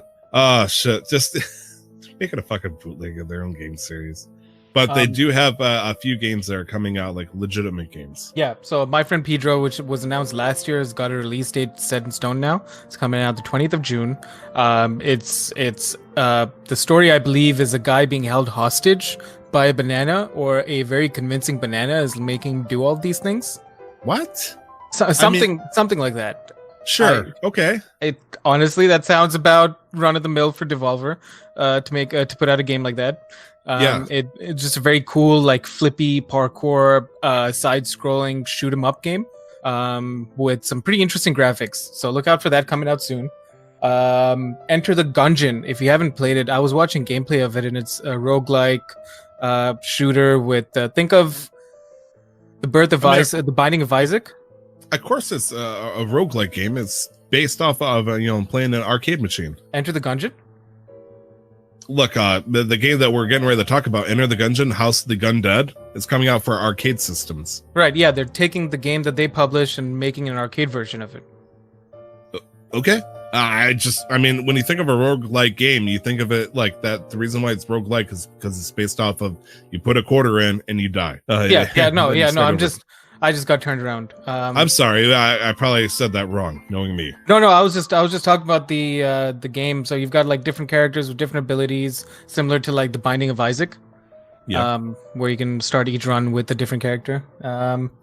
But yeah, so the actual arcade units are coming out early 2020, so you can start pre-ordering them, I believe. I did watch a bit of video of Carrion. And it looks like this horrific 8-bit game where you're just like this meat monster going around and killing people. It looks really cool. Does it? Okay, because I didn't know what to think about it. It's like it feels like if Dead Space was an 8-bit game and you were playing as the Necromorph, you just pretty much go around and just murder shit. Well, see, here's the difference with Carrion. You're playing in a monster that's trying to escape, right? And humans aren't as scary as necromorphs physically. I mean, it depends on your point of view in here. Sometimes we are the monsters. That's why I said physically, humans aren't that scary when compared to necromorphs. Okay, that's fair. Physically. So like going around as the one solo monster infecting and killing all these humans seemed like an interesting and fun game. And again, it seems fitting for Devolver to put out something like that. Devolver, I think I aspire to be, or I wish certain companies were like Devolver, where they're like, give me your ideas, we'll give you the money, let's make it work. Not where we're moving towards. This is commentary on how the game industry is developing. So I kind of wish I knew what the price is for something like that. I feel like that would be a nice $10 game, but who knows? It's also upsetting because I know most of these games are coming out for PC, but I really wish like a couple of these, like Carrion, was coming out for the Switch. It just feels like it would be fitting for something like that. I'm sure there would be a Switch port at some eventually, point, at least, yeah. But because all of these games are about the same price, about $15-16, same as Katana Zero was. Because we've got the Messenger coming out pretty soon for PC, and I'm pretty sure it's coming out pretty soon for Switch as well. I was browsing the store, and the Messenger is an old school platforming, side-scrolling 2D ninja game with some pretty interesting like time mechanics, where you hit certain portals and then you'll transfer the area that you're in. You'll get teleported back in time. So that's pretty cool. That's coming out soon. It's coming out. Yeah, the DLC for is coming out and hitting consoles. Oh, is that what it's called? Okay. Yes, which includes the Switch. That's going to be coming out in 2019. Lastly, I didn't quite get a look at this next one, Nick. So this is technically all you. Fall Guys. Yeah, it's basically a battle royale, but not in your traditional sense. You basically start off with a certain amount of you. I think it was close to 100. Just navigating obstacle courses, and an obstacle course that got crazier as time went on. So think of like it starts off as it's one of those game shows where you have a bunch of people just going through like a muddy course, then have to go up a hill, and then things like American Ninja or something like that. Yeah, so that's what it ends up being. Wipeout. It gets that Wipeout. So it starts off like Wipeout, but it's 100 people in a larger course, and it gets more intense as you go on. So it's kind of like a traditional battle royale. I don't know if you actually compete against each other in terms of like pushing each other out of the way or pushing your opponents into like traps or pushing them out of the way. But from initial reviews, I heard that everybody was really excited about it, actually. That sounds comical, like just trying to screw people over, and I just feel like karma would eat you almost immediately. Yeah, it just looks like a fun, silly game. Yeah. Off. So that's Fall Guys, and that comes out PS4 and PC early 2020. And that is Devolver. Wow, we have 3 down, only like 20 more to go. Holy shit. Oh, jeez. I feel like we should look at a big one. Your pick, Tyler. You know what I notice out of all of this? Yeah. Sony is really quiet. Well, I mean, we've known that Sony's not going to be at E3 whatsoever. I mean, they might have had a booth on the floor, but we know they're doing their own thing. Right.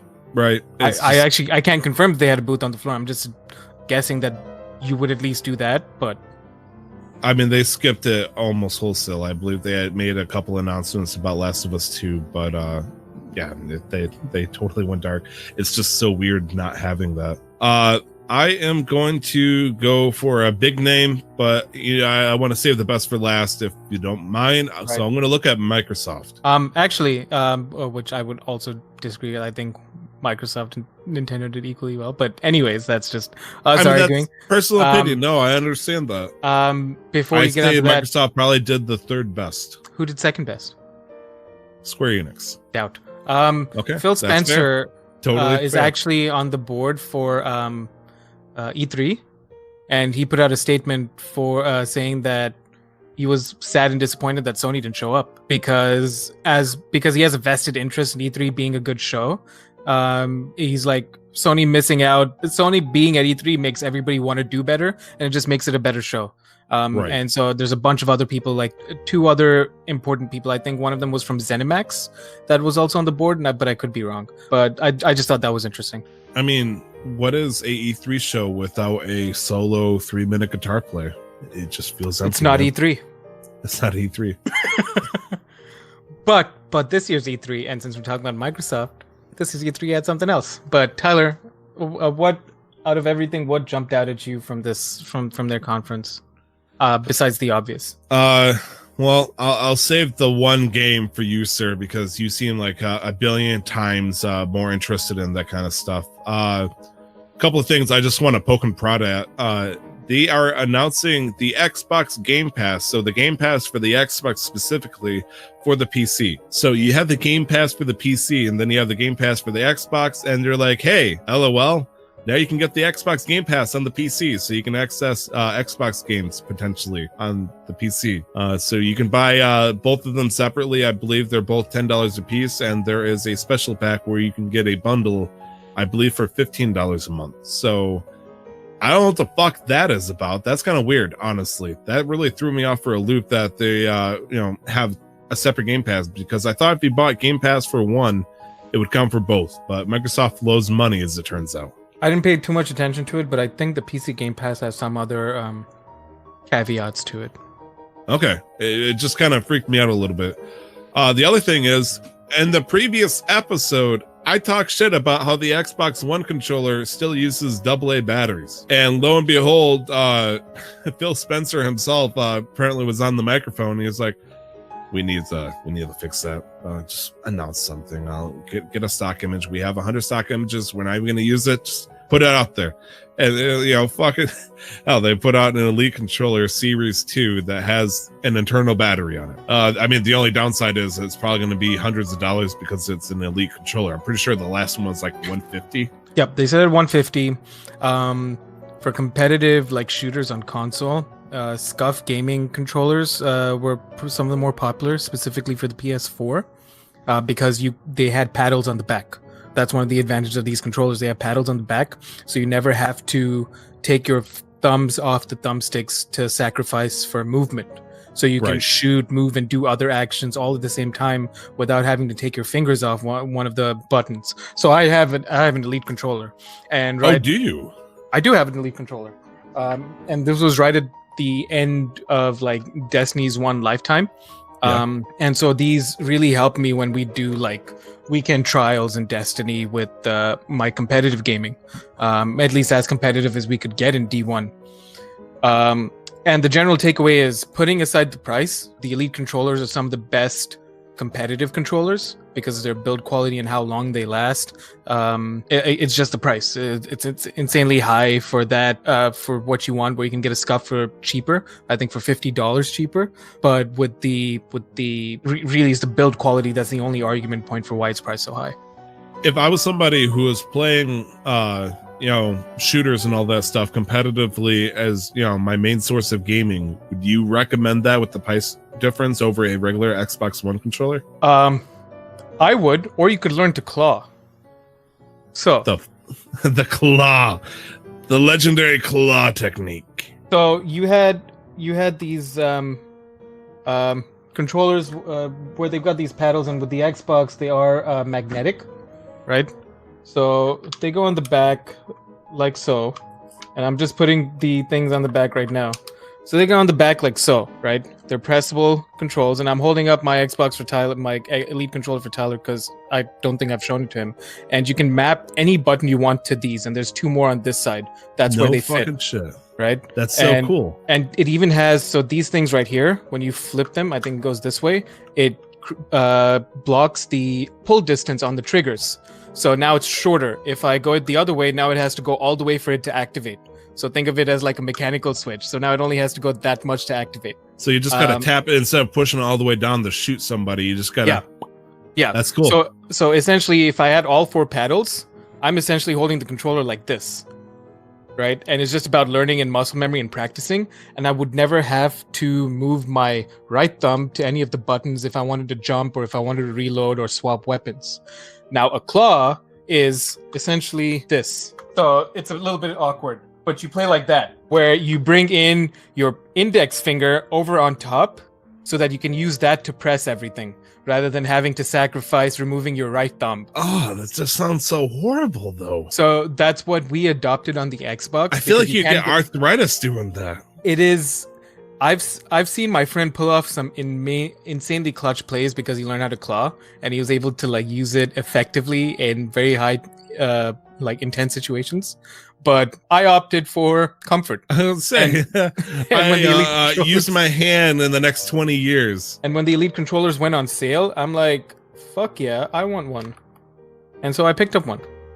And Nick in the chat is trying to sell one right now. He's just announced he's trying to sell off his Series 1 Elite controller. So if anybody wants one, give a shout out, casualmasterquest@gmail.com. Just put sale or want to buy Elite controller in the title. I've thought about it, but then I really like it for because again, I just plug it in whenever I need to use a controller on my PC. So, oh, and they've got interchangeable. Sorry, I keep going, but you can pull out the thumbsticks. Yep. They're taller and also an interchangeable D-pad.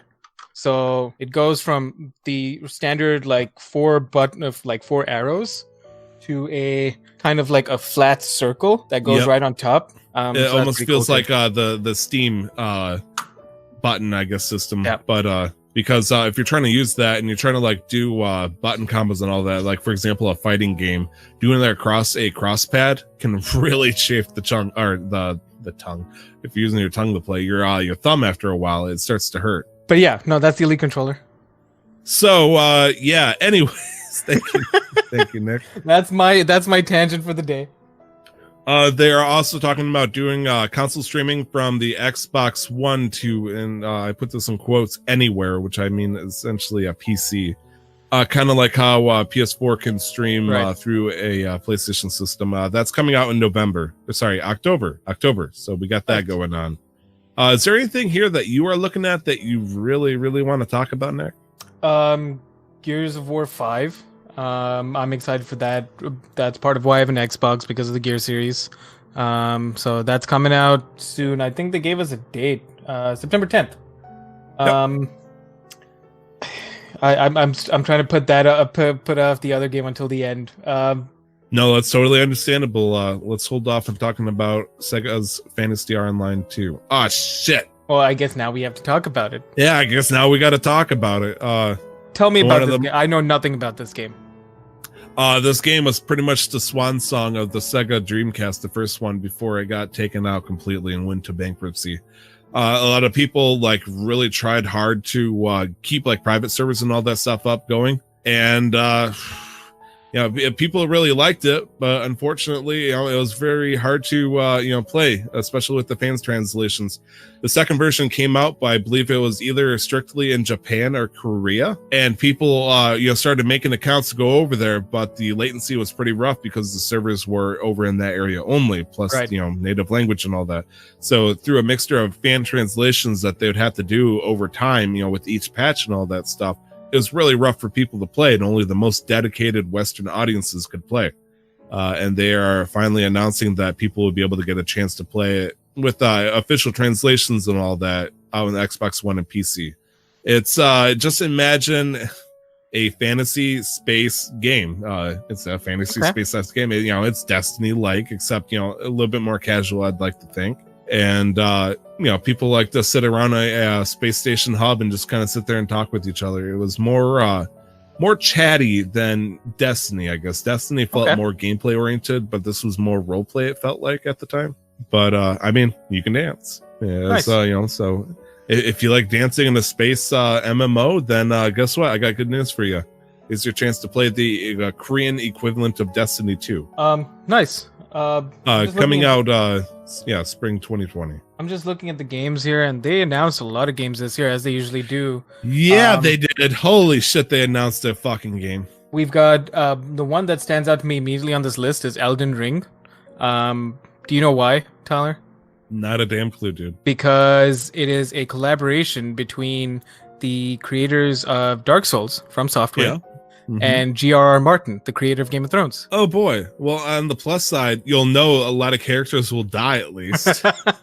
I mean, that's guaranteed at that point, right? Dark Souls and fucking Game of Thrones. Yeah, no, you're definitely dying. You specifically. I'm not going to touch this game, but I'm excited by this collaboration.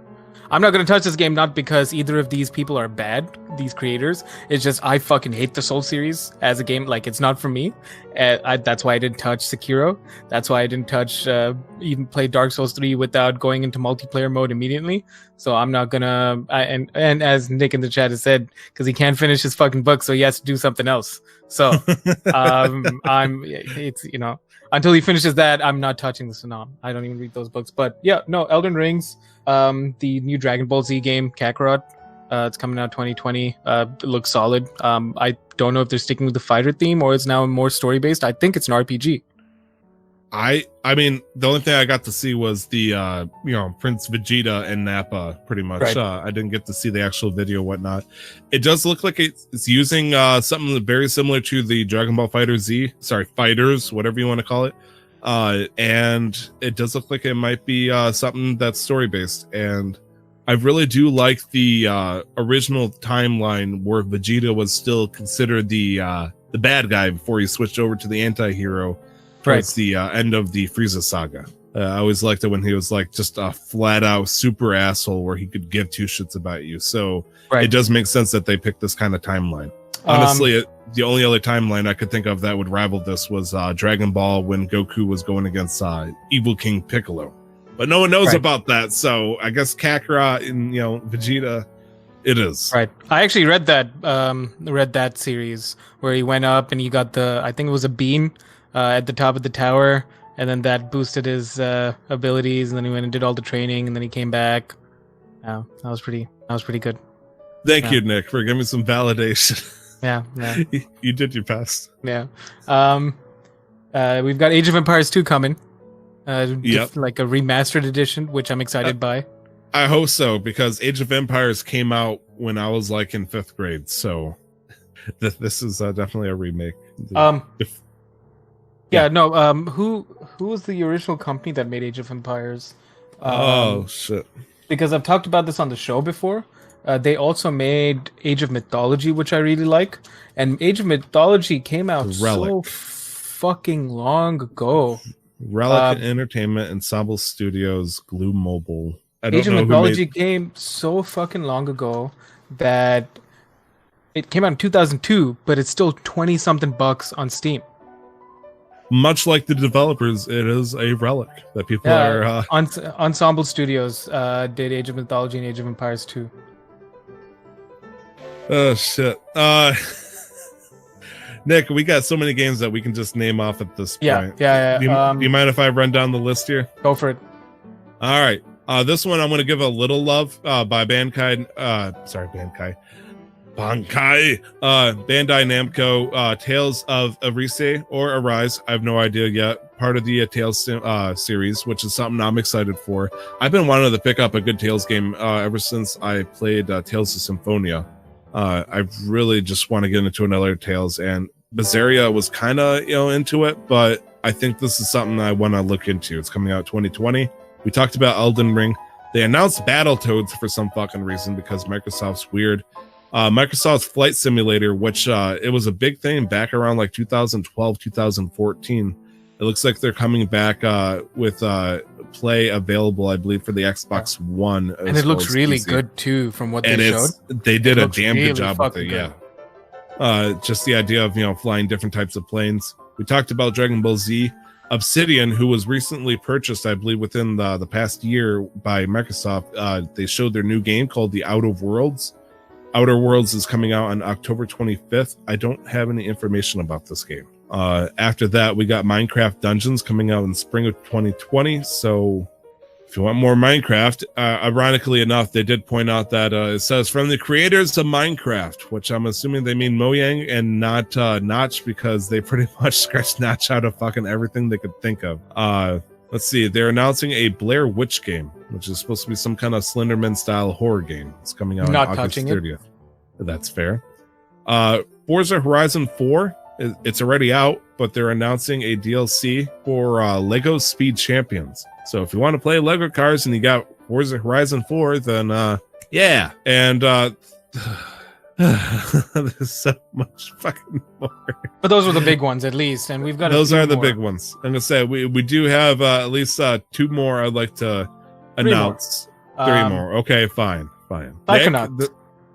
Yes. Did you play the first one? I did not get to play the first one. I did enjoy watching it. It's one of those games where I wanted to enjoy it, but I didn't have time to play it, and so I was trying to multitask. Psychonauts was one of them. And this is part of the announcement where Double Fine is being bought up by Xbox. Microsoft now owns Double Fine, so they dropped a trailer for Psychonauts 2, which is very similar to the previous ones that they put out. But yeah, looks like Psychonauts will be a Xbox game. Oh, so Double Fine made. Sorry, I was just looking through Double Fine, the list of games they made. A lot of small ones, but one of the important ones was they worked on Brutal Legend, which is pretty cool. And I've talked about Brutal Legends, the one with Jack Black, where he goes into like an alternative dimension and he has to battle people with like metal music. And Ozzy Osbourne's in the game. Fucking awesome. All right. Yeah, I'm thrown off because Tim Schafer, the person that owns Double Fine, he's been the one that's been pushing hard for all these kind of games. It's kind of surprising that he sold himself off to Microsoft. It's kind of a telling sign where he is with trying to get his games developed at this point. It must have been really difficult enough for him, to sell his soul to the devil, so to speak. But also, I mean, it's not like Microsoft has done bad with the studios they've acquired. At least I don't think so. But time will tell with Double Fine how that works out. So part of why I got the Xbox was really just to be able to continue playing Halo. And ever since they announced they teased Halo Infinite last year, we've been waiting for more information, wondering when it's going to come out. And this year we got an answer to that. So we got a little bit more of a teaser into the Halo universe. And they announced that it's going to be dropping with Project Scarlett. And so this is going to be a Breath of the Wild of the Switch situation. What do you mean? Well, the Switch came out the same day Breath of the Wild did. Oh, you mean like a flagship game? Making, They are announcing a big ass game coming out with the system. Yeah. So Project Scarlett is the code name for the next Xbox system, and we have a release quarter. It's coming out holidays 2020. They'll be bundled together, most likely. It's probably yes, they're gonna be bundled together. Halo Infinite with the new Xbox console generation, it's not the 5th generation. I'm thinking Pokemon. Pokemon's been on my head the last few days. Say we're way past the 5th generation. I think this is generation 9. Did we count the Atari 2600 as the first generation, or is the first generation with Nintendo Entertainment System? I have no idea. Anyway, or is the first generation with the PlayStation 1 and the Xbox? We don't know. Or PlayStation 2 and Xbox OG. Project Scarlett. Yeah, I'm going to say, we never really gave it a generation number. We said previous and next gen. I was going by the Wikipedia classification. I think it's generation 8. That was the current generation. You're a Generation Z, aren't you? No, you're a millennial like me.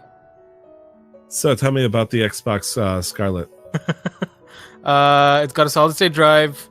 It's going to be using an AMD processor that's reportedly 4 times more powerful than the current Xbox One X. Big claim. It is a big claim, but it's not unbelievable considering the new AMD processors that are coming out. And for similar to the price of the 2nd generation, they're similar in price, but so much more powerful. So I don't doubt that this is untrue. It just feels kind of weird because they've made these kind of claims before where, the whole concept art is, it's going to be so much more powerful. But when it comes out, it's like, actually, it's only 1.8 times more powerful, which is still a big claim. But to say that it's 4 times. Right. Well, it is probably 4 times more powerful in specific scenarios and specific cases. 4 times more teraflops. So I think the more appropriate wording would be up to 4 times more powerful than the Xbox One. They don't want to say that though. They can't. No, because that's not marketing. That's not good marketing. No, that's terrible marketing.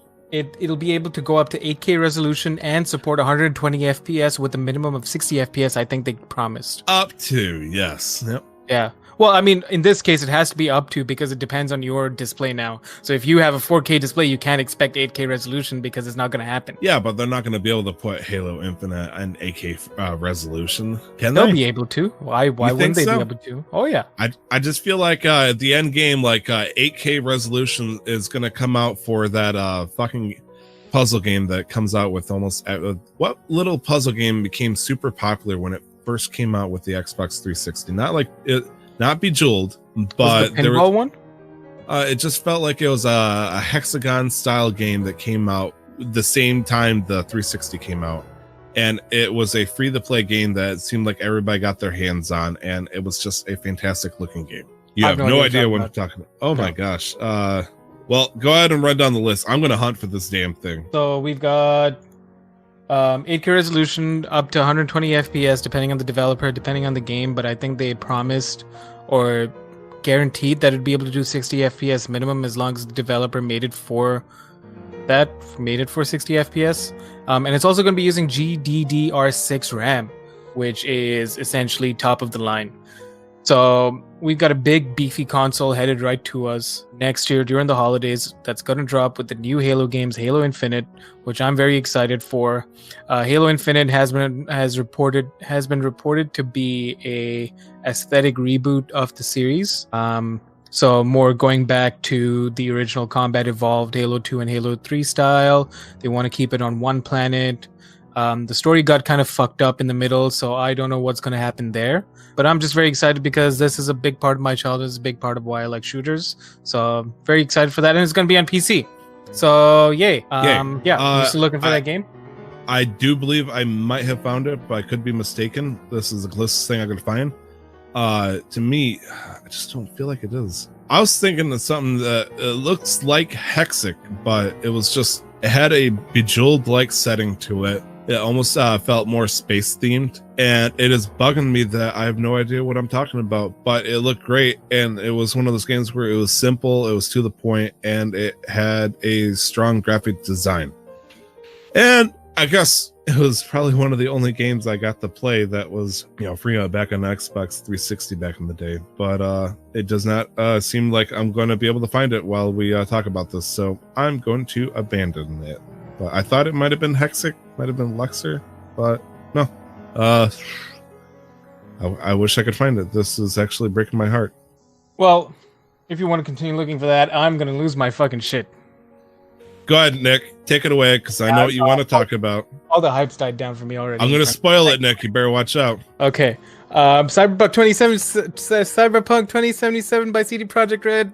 They were there. They showed up at Microsoft's conference.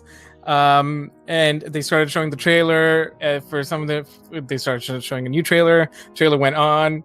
And at the end of the trailer, we see Keanu Reeves, and Keanu Reeves walks out on stage, and it was fan-fucking-tastic. We have a release for the game. It releases April 16th, 2020. And there's been a whole lot of conversations with CD Projekt Red after the conference.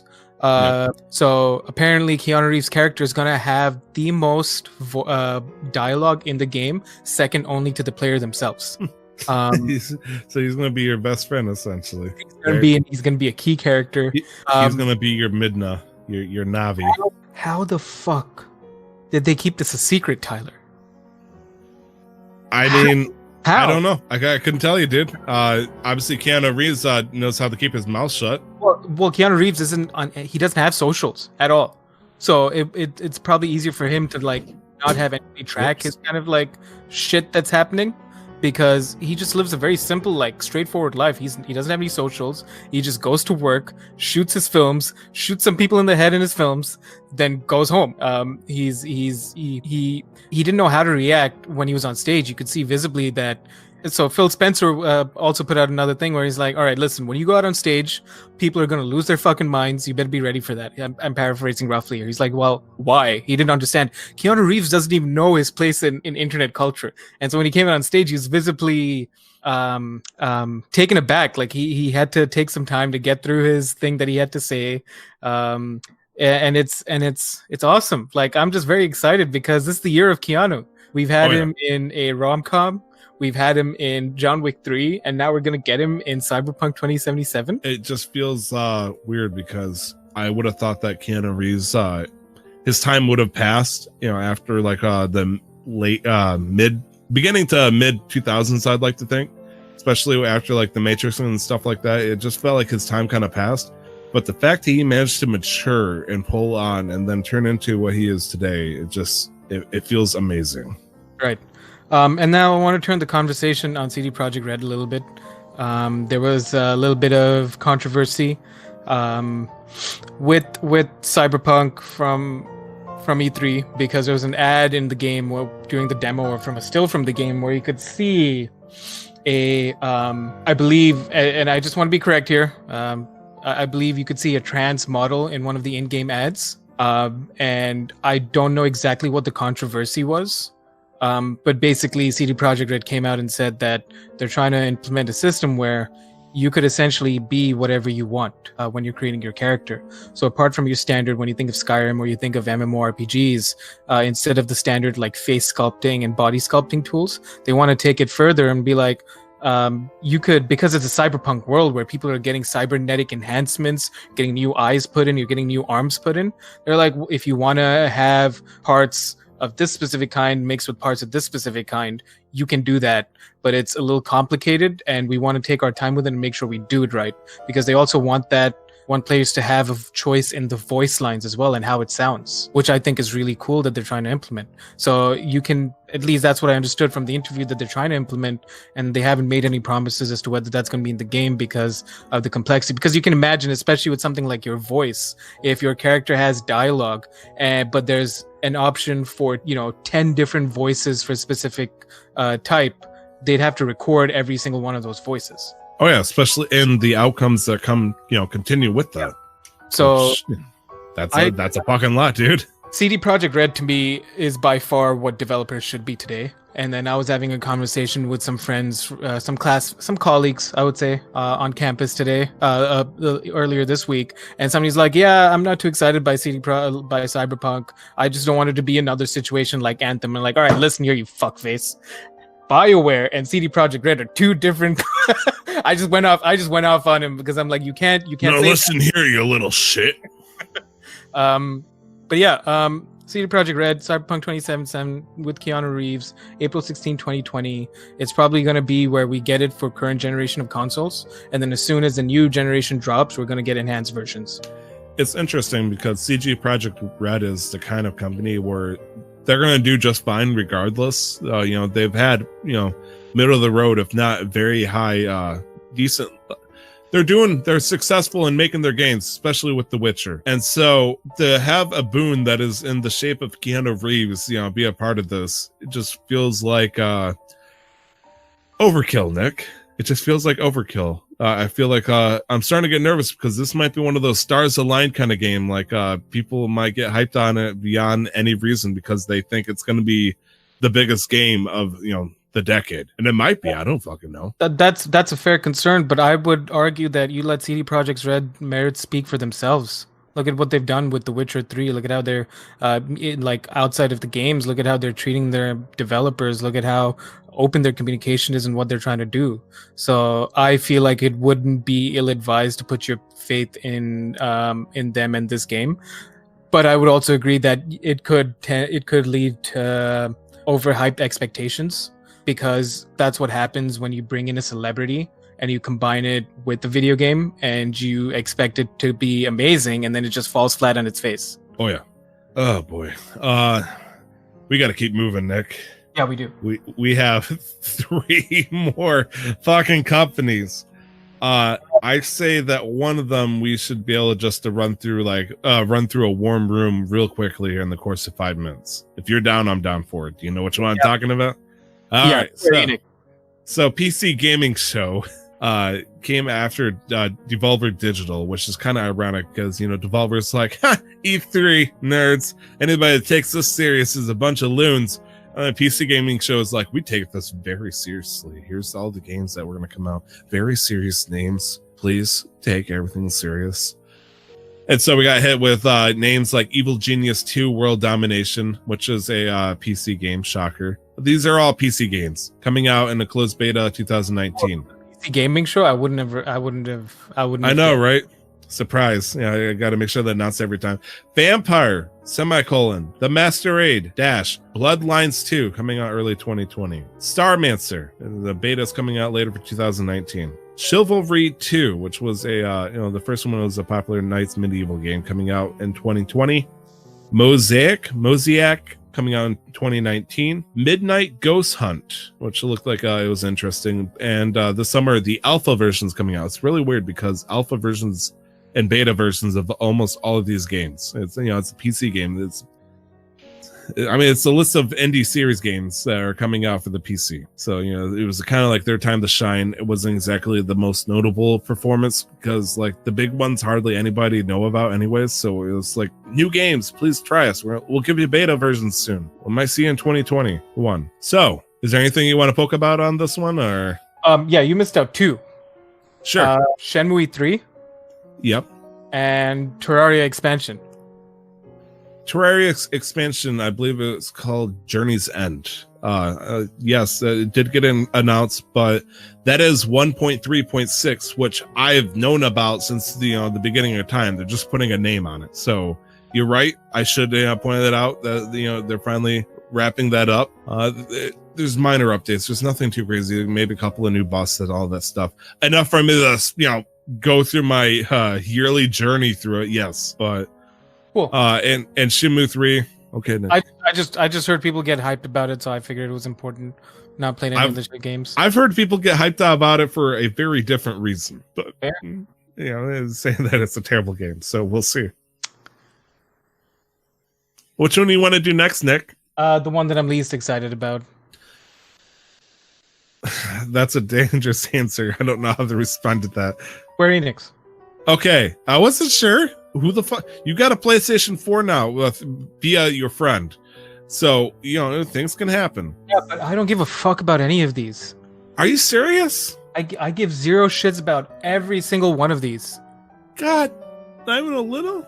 Not even a little, Tyler. I've never played a Final Fantasy game. I totally forgot to highly recommend you Kingdom Hearts 3. That kind of speaks a lot about it. Fuck. I'm not going to touch Kingdom Hearts. I'm never touching Tyler, but what about Kingdom Hearts 1.5 plus 2.5 plus 2.8 final remix plus? No, I'm not touching the Kingdom Hearts series. That there's just too much. There's just too much of me watching people play it, get frustrated by how the game is, and then get frustrated by the story. I'm not touching Kingdom Hearts 3 or the Kingdom Hearts games. Not even the third one, just the latest one that came out. Mm-mm. Nothing. Mm-mm. I'll take every other recommendation you have. I'm not touching the Kingdom Hearts series. I guess I got one last question is, do we even have to continue? I feel like that's the end of CMQ right now. That's not true because you only say that when I say I don't like Zelda or any of the games. The moment I say that, but I really like Breath of the Wild, and you're gonna cling on to that, and you're gonna have to make Constitution saving throws. Oh God, I failed. Make death saving throws. One success. Square Enix is all yours.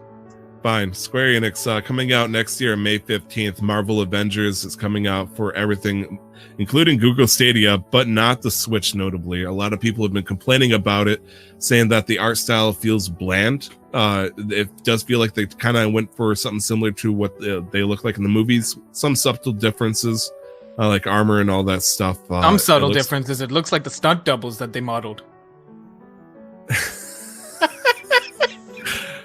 I love how Nick says he has absolutely nothing to say about it, but he immediately jumps in the shit on the very first game. No, I said I don't care about any of these games. I never said I didn't have anything to say about them. You cared enough to say shit about it. That's fair. You got me there.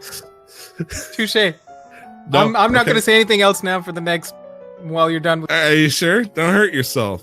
Because watch what you say on this next one. They finally announced that Final Fantasy VII Remake is going to be coming out next year on March 3rd, which is the same birthday as the Nintendo Switch and Breath of the Wild, which is very, very interesting. So we got about 9 months before it comes out. It's going to be 2 episodes. It was going to be episodic, but they thankfully it's only 2 episodes, so it's going to be very, very interesting. Next coming out for Final Fantasy 14, which is the current MMO, they got a new expansion that's coming out this July 2nd. The only thing I'm going to point out is there's a couple of races coming out. Brandon, one of honorary guest member of Casual Master Quest, is really excited because a race that comes out is some name I can't say, and I'm translating it as Bunny Girls. Next coming out is Dragon Quest Builders 2, which is a very well-known, like the first one was very popular. People enjoyed it. Mixed success in terms of finances, but enough for Square Enix to put out a second one. Next on the list is Final Fantasy Crystal Chronicles Remastered Edition, which I feel like that would be something that you would be interested in, Nick, but I could be mistaken. I feel like it isn't because you've taken a vow of silence. Oh, he unmuted himself. The only thing that's always confused me about the Final Fantasy series is that I've learned that the numbers don't mean shit. I mean, with especially Square Enix, people think Square Enix is a big company. They're not. They only have so much money and they, sell only so many copies. But the popularity of Square Enix is not matched by the financial success that. Oh no, not about finance, as in like the series numbers for Final Fantasy. Yeah, I've learned that it doesn't mean shit.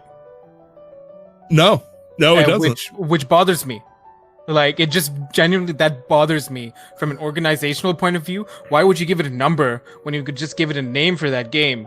And then that way there's no correlation between the games. And so you don't have to set up any kind of expectation just from an observing point of view. You know what I mean? Like, when I say Final Fantasy 11, what does that mean to you? It means that's the 11th entry in the series. That means it has a relation to the 10th entry in the series.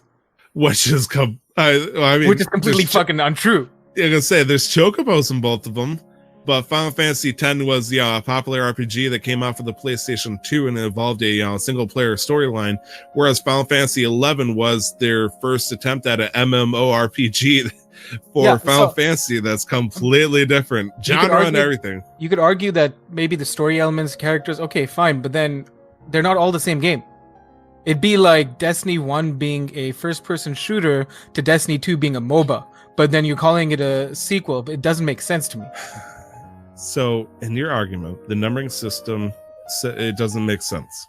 So, but the problem is, though, when, like, for example, Legend of Zelda, if we're about to just go into a hell of a fucking tangent, the Legend of Zelda typically is all separate except for storyline and all that. And they also use subtitles, as you think would be proper for Final Fantasy. Final Fantasy are completely separate worlds in almost every single game. So, as Nick in the chat is arguing, they separate the characters and the worlds. They're not sequels. So why not say Final Fantasy World 11, Final Fantasy World 12? Even that would make a distinction, because like in any traditional media that you have, the moment that you put something in a sequence, the logical conclusion that you make is that they have direct correlation to each other. You've got Spider-Man 1, 2, and 3. Obviously, the story is going to proceed forward, and it's a similar setting, similar world. But if you go Spider-Man 1, The Amazing Spider-Man 2, and then Spider-Man Homecoming, and then you make them all this, and they're all different, but then you brand them. Do you know what? Like, there's a logical sequence that should be like. I got two questions, if you don't mind me asking. Yeah. The first one is, do you remember the Kingdom Hearts game I tried to suggesting to you about 7 minutes ago? Kingdom Hearts 1.5 plus 2.5 plus 2.8 final remix. Yeah. It doesn't make fucking sense, Nick. Well, none of the story, like, I've tried reading, I've gone on the wikis, I've tried reading the story. We've had extensive conversations where you've been trying to tell me the story of the Kingdom Hearts world, and even you couldn't get through it properly. So no, I mean, Kingdom Hearts is a parallel dimension of storytelling bullshit to Final Fantasy. It's true, but even if they don't make sense, they do have similar themes that make it tied together, and so I don't fucking know, Nick. It's also a Japanese company that, this is just what I always thought from the outside. This is a weird cultural difference. But then no other Japanese company really does this. I mean, no other Japanese company, has Final Fantasy 3, which is really Final Fantasy 6 in a different country. It doesn't make fucking sense. It never did, Nick. It just always seemed daunting from like never playing a Final Fantasy game, thinking of picking one up, and I'm like, where do I start? I can't start at Final Fantasy 1. Oh, you sure in hell can. I don't know where you go from that. But then, and then I'd be lost as to where I'd go next, because I've seen some Final Fantasy games. Go to Final Fantasy 6, the turn-based games. Final Fantasy 13 and then, too, because who cares about the first one? It's just I'm that's why I don't want to talk, because it's just kind of like, Yeah. Do I know? I don't fucking know. Anyways, Kingdom Hearts 3's DLC was announced. It's called RE Mind, so Remind. Again, more of Square Enix bullshittery that Nick can't wrap his head around, because he does not drink the Kool-Aid that Square Enix provides. I actually have no interest about this game, this DLC either. So yeah, take that for what you will. Oninaki is coming out, which I have no idea. The Last Remnant Remaster is coming out. I have no idea. War Visions, aka Final Fantasy Brave Exvius, which is a Final Fantasy mobile game, which I tried downloading and playing, but there was so much data required for it. I said, fuck it. That's coming out. Outriders, I have no idea. And at this point, I kind of gave up because once it said Romancing Saga 3 and Saga Scarlet Grace, Ambitions, it's like, okay, Square Enix had a strong start for like the first 8 minutes of their thing, and then it just kind of derailed into what the fuck are they even announcing at that point? Nick, it's okay. I am leaving the tunnel. The cave has monsters in it. We will leave it alone. Why don't you I think Square Enix did a better job than last year, especially because they announced a few things that didn't really do well. Specifically, the only one that comes to mind is A Quiet Man.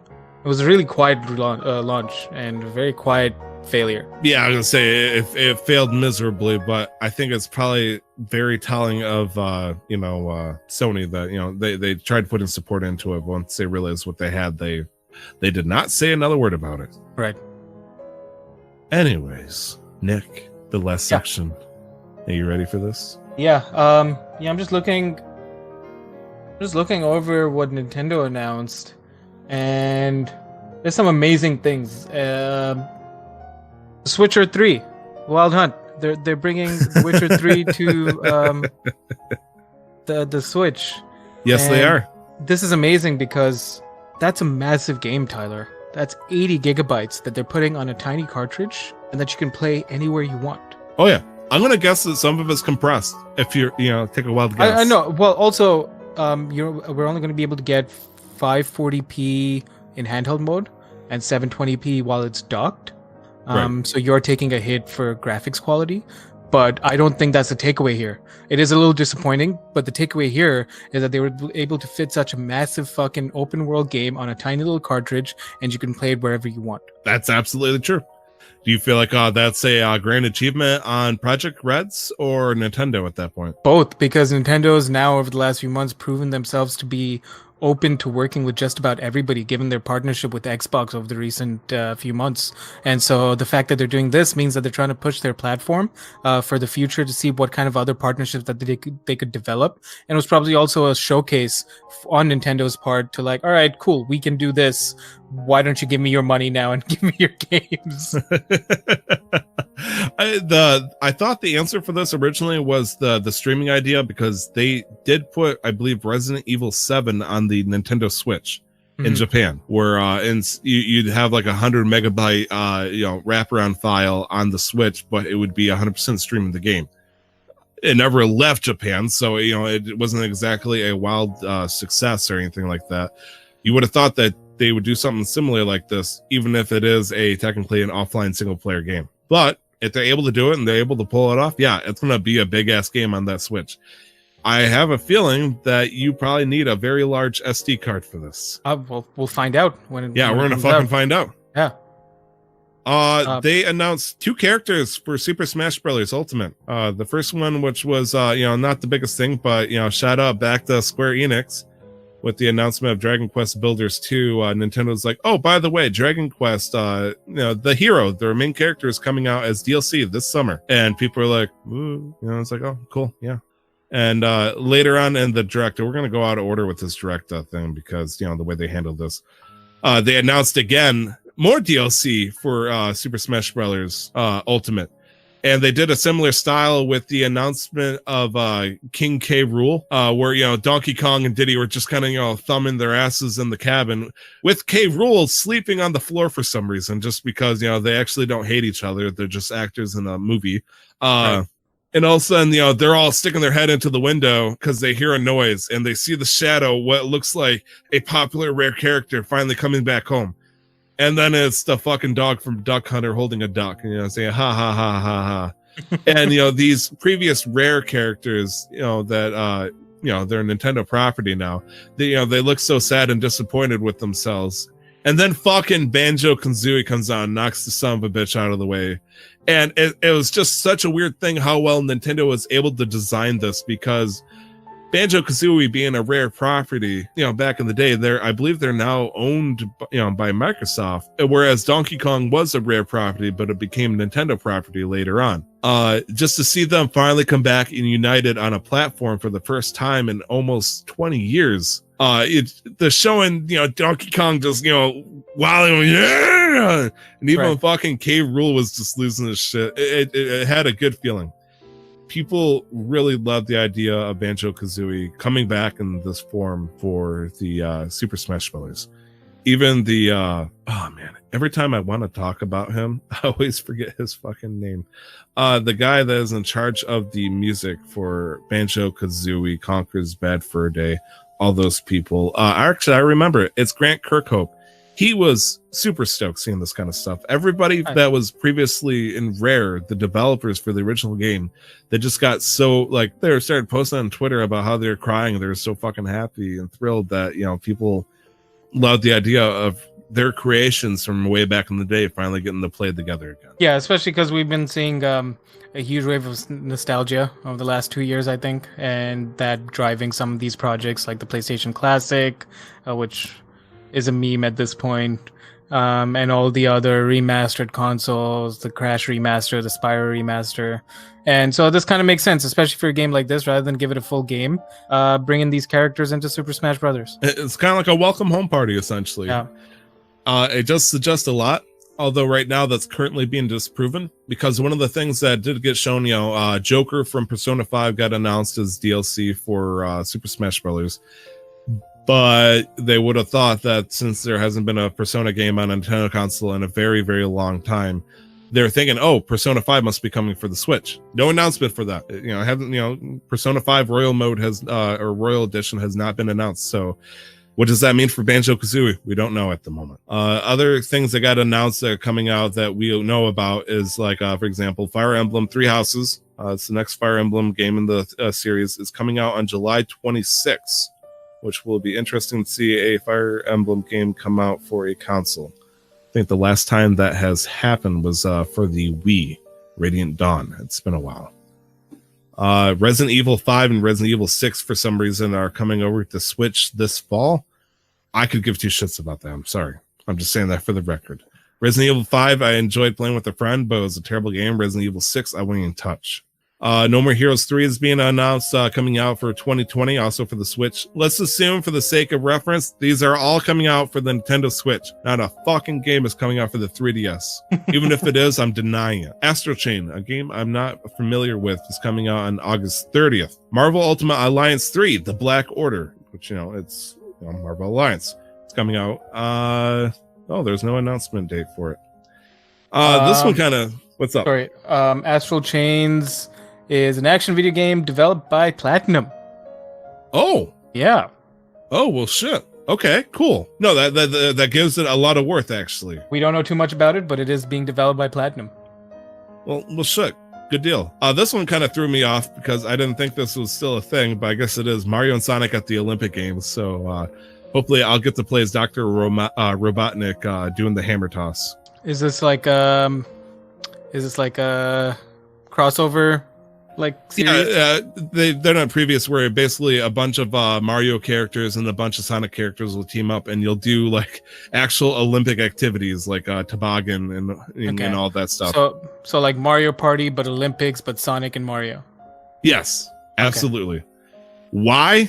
I don't know. This is kind of like Nintendo's and Sega's like weird love child, where it's like we kind of hated each other back in the 90s, but now we're friends. We still kind of hate each other, but here's proof that we like each other. We're like two different countries that want to have competition, but in a healthy way. Sure, that's okay. Yeah. And lastly, for the not so big but still important game list is The Dark Crystal Age of Resistant Tactics. It looks like it's going to be an interactive game that's going to come out on the Switch, and it's also going to come out on Netflix, which is kind of interesting. Nick, have you heard about these kind of TV show / games where you basically make choices in the Netflix movie and it influenced the outcome?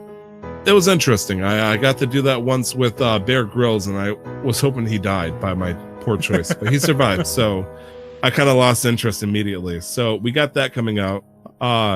These last 4 are fairly large. The one I'd like to tackle first is the Legend of Zelda Link's Awakening, which we already knew about. Yes, and I'm excited for when that comes out. It looks like a little fun. Like I like the remastered graphic. Yeah, it's simplified, but it just looks fun, like a little silly. But yeah, no, I'm excited. I mean, people are, I think, overhyping it, unfortunately, but it was a good game, and it will be a good game to enjoy and play. Nostalgia. Yeah, it's purely nostalgia. Which one do you want to go first? I'll let you decide here, because we got 3 big names on the table right now. We go in the order they're in. Yes, sir. All right, take it away. Well, no, you need to start with this one, because I don't know. I wouldn't be able to talk about this. Oh, okay, shit, fair, fine. So they announced Luigi's Mansion 3 officially, which is going to be interesting because it's coming out for the Switch in this year. We don't know specifically when this year, but it's coming out this year. Obviously, I'm a big fan of the original Luigi's Mansion, not as much of Luigi Mansions 2 Dark Moon, which came out for the 3DS. It just didn't quite have the same vibe, but I did enjoy the comedy that came with it and all that. And it looks like this time around, much like the Luigi's Mansion that came out for the 3DS, you will be able to play a co-op version where you get to play as a character, if you're second player, called Gooigi, which looks like a slime time version of Luigi. Yeah. Okay, interesting. So they wanted to make sure you could play together, but God forbid they put Mario, because he probably got kidnapped the 3rd time. Mario is missing, most likely, but it looks good. I enjoy it. I think it's going to be a fun game. Nick, have you ever played any of this game's series before? No. This feels like it would be technically right up your alley. Kind of like one of those, if you like Stardew Valley, maybe you'd like this game. And go ahead. Well, I mean, considering it's going to come on the Switch, I mean, I might as well try it out. I think people are just a little bit more upset here at the fact that it's getting delayed. Needless to say, we are talking about Animal Crossing. It's finally coming for the Switch. It's been announced. I mean, I made this joke a few last time. I made this joke a few episodes ago that because they announced it, but they hadn't really given us any more information, that it hadn't actually been announced, and we know nothing about it, and we technically did not know anything about it, but now we do. It has been delayed till March, I believe they gave roughly next year. Sounds right, yeah. And they said they delayed it much like what was the game? Metroid Prime, the new Metroid Prime. Yes, they Metroid delayed it. Prime 4. They delayed it to make sure that they would be able to deliver a good game. And yeah, as with the internet, a good chunk of people lost their fucking mind. In a good way or a bad way? In a bad way. Like, I want the fucking, like, why are you delaying it? I can't believe it's being delayed. We want the game now. And I'm like, well, consider first of all, consider a company amidst a time where companies are getting slammed for putting their employees through quote unquote crunch. Right. And considering Nintendo, at least with their main titles, they, as far as I know and as far as I've observed, they want to put out they want to do as good as they can. This makes sense. It's not like they've promised a date and they're going back on the date they promised and they're delaying it with no reason. They have a legitimate reason they're delaying. They never gave us a solid release date, so now they've given us a fixed release date with the delay and when to expect, and they want it to be a good game. So yeah, no, it'll be good. I'm excited to see when it comes out. I used to love the shit out of Animal Crossing when it came out for the GameCube. I did not gather the same amount of interest like I did when it came out on the DS and the 3DS and all that stuff. I did not play it when it came out for the Wii, and I realized fairly quickly that I actually have no interest in this game whatsoever. Okay. That's fair. But I'm excited for the people who are excited for this. Same. Any game that I've said anything bad about or I don't care about, if people are excited, I'm happy for them. I mean, at the same time, if somebody complains about this, I'm just going to tell them to get the fuck over it because it doesn't affect me. So, yeah. But at the same time, people could say that exactly about the next and last game on our list here. Holy fucking shit. Tyler, I think it's only fitting that you talk about this. I think we should do it together. Let's hold hands. I can't. I love how we both instinctively put our hands in the fucking camera. Alternate words. Breath. Of. The Wild. 2? Yes. Okay. This is the first time, as far as I understand, that there's been a direct sequel to a Legend of Zelda game. Yes and no. There's been a couple of exceptions. Obviously chronological and all that shit. I mean, there is the second game in the entire Zelda series called Zelda 2 Link's Adventure. There's also Phantom Hourglass, which is the Nintendo DS Direct Adventure to what happens to Zelda and Link after the Wind Waker. So, I mean, those are where you play as the exact same characters and whatnot. So I feel like, it seems like that wouldn't be a really fair thing to say. Nick in the chat saying Spirit Tracks from Wind Waker, but I don't think that's the same exact Link, because the character that introduces the story to you is one of the pirates from Wind Waker plus like 60 years, and you're playing as like a 12-year-old again. So I just don't think those, I think it's like the granddaughter or the whatnot. He's also pointing out Ocarina Majora. You are the same Link leaving from Ocarina of Time, so take that for what you will. It's the first time in a fucking while that we got in a sequel Zelda game, that's for sure, though. Well, I'm excited because I really enjoyed Breath of the Wild. Yeah, let me put this gun away. I wasn't sure. I was a little bit nervous. Once if he said, I could care less, but look, a 9mm can be very persuasive. I'm a very persuasive person, I'd like to think. I would also never threaten my co-host for anybody who wishes to make a complaint, including the co-host himself. Also, fuck you, I love you. I really like Breath of the Wild. I really enjoyed it. It has been one of my favorite games of this and last year. Just playing through it. It's okay. I'm excited for the tone that it's going to take, for the art style that they're going in. I'm excited for short-haired Zelda, as are most other people. I'm excited I'm just excited for the game, and we know they're going to be using the same engine. We know they're going to be using a lot of the same assets. It's going to be the same Hyrule from Breath of the Wild. So it makes sense that they'd be able to put this game out either next year, or I doubt that it's even going to come out 2021. I think it's going to come out next year. And I don't know what they're going to do with it in terms of exploration aspects that we had in Breath of the Wild. I don't know if progress is going to carry over, but it's going to be interesting to see what they do with it. I honestly don't think they're going to do anything like progress carryover. Also, my friend and apparently a lot of people are super convinced that you're going to be able to play as Zelda. The main argument by Brandon being short hair means they're easier to animate. It's like, well, that could just mean that she's more, in cutscenes and stuff too. So make her a playable character. Much as I love the idea. But also, I would argue Link's hair is longer from the trailer. Zelda's hair is shorter. And at the end of Breath of the Wild, we see a Zelda with renewed confidence and a little bit more of a renewed purpose. She's now ready to help bring Hyrule back to its former glory. So it might just be a case of hashtag new hair, new me. I'm okay with that. I mean, I do, like I said, and a lot of people have said this before, we love the idea where you could have Zelda as a playable character.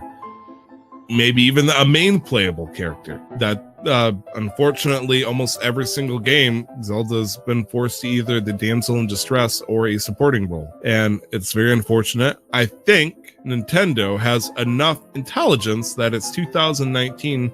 This game's going to come out in 2030, but whatever. That, it's a new age. Let's try to give, women a little bit more confidence in, their heroines. I don't think that's ever been the issue. I think it just might have been the story and the dynamic between Link and Zelda. Right. And that was made more apparent with this one, where she is the power force to sealing the darkness. And Link has been designated as her protector, or at least the wielder of the Master Sword, as is the protector for the power that seals the darkness. Right. I just think it'd be fun to play as her. Oh yeah, no, I think that'd be cool too, especially if you could like link either online or couch co-op, and you can play both of them together. That'd be dope. What you can do in Cadence of Hyrule. So I'm hoping to give that a shot with a certain wife of mine, which I only have one. I would hope so. She flat out ignored me, so yeah, okay. That was E3. Holy shit. There's a lot to talk about there, but I know, right? We gotta wrap this up, otherwise my heart's gonna fucking break here. I got people waiting to train me in the way of, I gotta fucking eat, man. I gotta fucking eat too. I am starving. Like, I don't know how I'm gonna do this. I gotta roleplay as a cop. I gotta eat food too. Oh my gosh, it's packed with real life and fantasy. Caught in a landslide. There's no escape from reality. So, game releases. I got 3 games that came out, or that are coming out this week. First one is Bloodstained Ritual of the Night, which is part of the people that worked on the Castlevania series that made their own Kickstarter. This is the next steps, coming out for the PlayStation 4, Xbox One, and PC on June 18th. And then a week later for the Nintendo Switch on June 25th, which is kind of exciting. They released a kind of like a Kickstarter bonus game, which was like an 8-bit version of a Castlevania style game. Was pretty good. So I'm pretty sure this is like the main product that's going to be the results of, you know, the final product of the Kickstarter. So this is very nice to look forward to. However, because I put this up like 10 font sizes larger than everything else, coming out for June 21st, Crash Team Racing Nitro Fueled is coming out for the PS4, Xbox One, and Switch. I still need to figure out if I'm getting it from the Nintendo Switch or the PlayStation 4, because I talk with one person and then I immediately flip-flop. So I gotta be careful. Or I'm gonna say fuck it, I'll just buy it for both PlayStation 4 and Nintendo Switch, because it doesn't matter, because I'll kick your ass on either one. If it makes you feel better, don't you worry. Yeah, right. If you're first or last night. I mean, if you're not first. It's like, all right, well, cool, then I'm gonna fucking win, then I'm gonna come in second. I'm gonna say it's like I get first, and then my character just jumps out of the cart and has an existentialism crisis. I came first, therefore I'm the last person she wants to be with.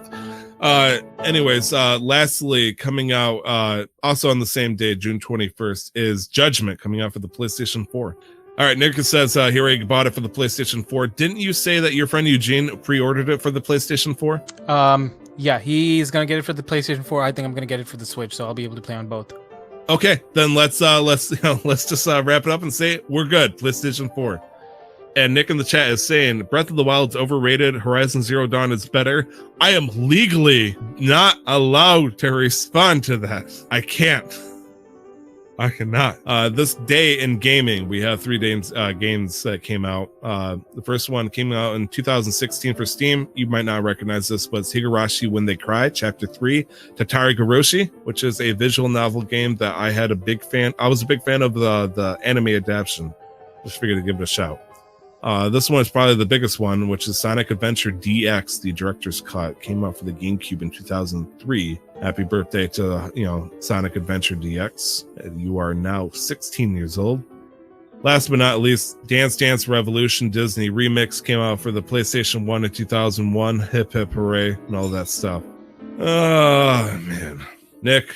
Yeah. We got a response from our news correspondent. Yes, we did. I think we should probably paraphrase what she's trying to say here. We got our third in the making letter from Mrs. Avienda Ehrman. It's ironic. I want to point this out. She was Miss Avienda Ehrman last time we talked. She got married since we last spoke to her. Oh, congratulations. Yeah, congratulations on the marriage here.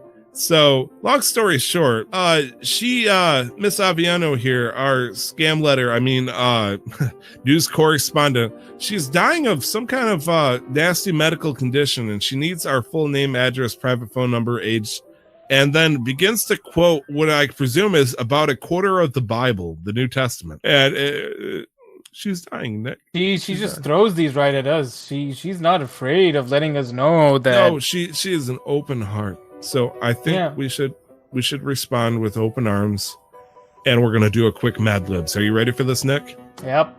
All right, give me random stuff. Once you're ready, tell me or say hit me or something. I don't know. Let's do this. I'm sorry. What do you need from me?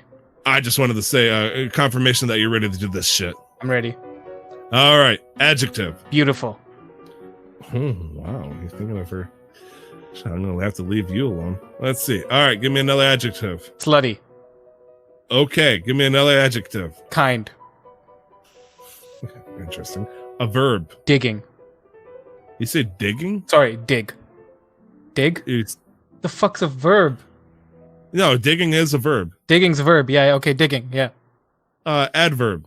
Give me an adjective. I'll convert it into an Quickly. adverb for you. Okay. Sure. Adjective. Again. Sad. Nick, I'm going to say Nick in the chat saying gaping. Gaping. Okay. Yep. Even though we just went, I think we switched it around. I'm pretty sure quickly is an adjective and gaping is an adverb. Yeah, okay. Yeah. No, I'm keeping it like that. We're fucking English illiterate. Time of day. 9:47 a.m. 9:47 a.m. Plural noun. The fuck is a plural noun? Cat is a noun. Cats is a plural noun. Oh, books. Books. Okay. Adverb. Just give me anything. Work with me here. Stealth. Look. Stealthily. Okay. I'm going to say, let's be real here. I've seen this lady's English. She's not going to know the difference. Give me a number. 11. 11. Verb. Fuck. You just said fuck? Fucking. Fucking. Okay. Adjective. Technically, fucking is an adjective. Wait.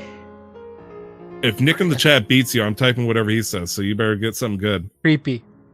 Creepy? Okay. Animal. Platypus. Platypus. Okay. Another adjective. Divine. Oh boy. Plural noun. Sticks. Okay. I'm gonna say stick dogs because Nick put in a noun. Let's see. Verb ending in ing. Running. Running. Okay. Adjective. Edgy. Edgy. Oh boy. A verb ending with ing. There's two of these, so I need two of them. Fisting. Wow, we're really okay. Smiling. Smiling. Okay. Adverb. I'm gonna take Nick and just randomly put an adjective in. He says massive. Plural noun. Tamales. As in the Mexican food item? Yes. Okay. Verb that ends with ing. There's only three more. Don't you worry. Fucking again. Cooking. Cooking. Okay. I was gonna say, wow, really creative, aren't you? Adjective. Smart. Smart. Ooh. All right, and the last one, I'm gonna do a combination between you and Nick in chat. Place, a location. Prague. The fuck is that? Oh, as in the place, the capital? Yeah, of the Czech Republic. Oh, okay. And a location in Prague, Nick in chat. If you can respond in the next few seconds, otherwise I'm gonna take hombres. Grand Rapids, Michigan. We'll go with Michigan. Let's see. The Prague, also known as Grand Rapids, Michigan. Sure. All right. Watch it. This thing just crashes. That'd be kind of heartbreaking if we just did that. Let's see. It says, here we go. Okay. I click OK. I don't know if this thing's actually doing anything. It says, here we go, ... Anyways, while we figured this out, see if it was actually worth our time or not. Where can we find you, Nick? You can find me on Twitter, Instagram, and on Twitch at LRWarrior11. I don't stream as often because of school, but that's me. I got the letter. Oh, yeah? I got it. You ready? Yeah. All right. So, dear, beautiful Aviendo, I'm having a slutty time at camp. The other kids are all so kind, and you're right. They love it when I'm digging quickly. Every gaping morning, we wake up at 9:47 a.m. It's not too bad. Before we can go to breakfast, we have to make our books stealthily. Then it's only a 11-mile fucking to the creepy dinner hall. Jesus. My favorite meal is platypus because it's so divine. After breakfast, we help clear away the stick dogs. Then we go outside to begin our activities with running. We do different edgy activities throughout the day, such as fisting, smiling massively, and making tamales. By the end of the day, I'm cooking, but smart. Thanks for sending me to Camp the Prague, also known as Grand Rapids, Michigan. Okay, cool. I will send this to our correspondent. We do many edgy things in our camp, like fisting. Like fisting. Oh my, Tyler, I need you to copy paste that and save it somewhere. Oh, do you really want this? Yes. Okay, copy. First, I'm going to paste in the chat. Oh, it's 670 characters over the fucking legal limit. Okay, so I'm not going to put it in the chat. I will make sure that we get this somewhere. I will put this in Discord. I will put this anywhere I can. Anyways, yeah, that was Nick. That was Tyler. I'm sorry, there's been a slow. I want to fuck around. It's almost a 3-hour episode. You can find us in Casual Master Quest on Twitter at MasterQuestPod. You can also email us, much like Avienda over here, at casualmasterquest@gmail.com. We currently have one marketplace setting for an elite Xbox controller by Mr. Nick Truex. You can also find us on Facebook and what's the other one called? Instagram. Yeah, that picture thing. The old men like me don't Yeah. understand. You can just search, for Casual Master Quest. Is there any last words you want to talk about? E3. Yeah, not happened? about E3. This is about St. Jude's and Guardian Con. This episode comes out on 17th of June. By this time, the charity marathon would have already started. It starts from 16th of June at 12 p.m. Eastern, all the way till the 23rd of June. If you go to guardiancon.ca, you'll be able to find the charity schedule, and you can go out and look for your favorite creators. This year we have a lot of people. We have people such as VoiceOver Pete is going to be doing a block. Dr. Lupo, a big Fortnite gamer. We've got Achievement Hunter. What's Good Games is going to be there. Got some Destiny Community podcasts. A lot of people from the Destiny community. Dauntless is going to be doing a stream as well. So I'm glad that we got a good doctor in the stream. Because we got Dr. Disrespect fucking banned from Twitch after trying to stream while in the bathroom. I have no comment about that. Dumbass. Anyways, that was Nick. This is Tyler. That was Casual Master Quest episode 54, and we will see you next week. Hopefully with a little bit more shorter, compact, and a little bit more entertaining, I'd like to think. We go for a marathon whenever we do E3 in one go. We also kind of said fuck EA because we did last week. We need to do this with Arch or something. Yeah, fuck EA. Bethesda, you still shit the bed. I'm sorry. But your Rule 63 Kojima was an interesting character. Thank you. All right. I think that's it, Nick. Let's peace on out. So let's never forget. Shit. Don't forget. Never stop grinding. Eat shit. I love you. I'll see you next week. Bye. Bye-bye.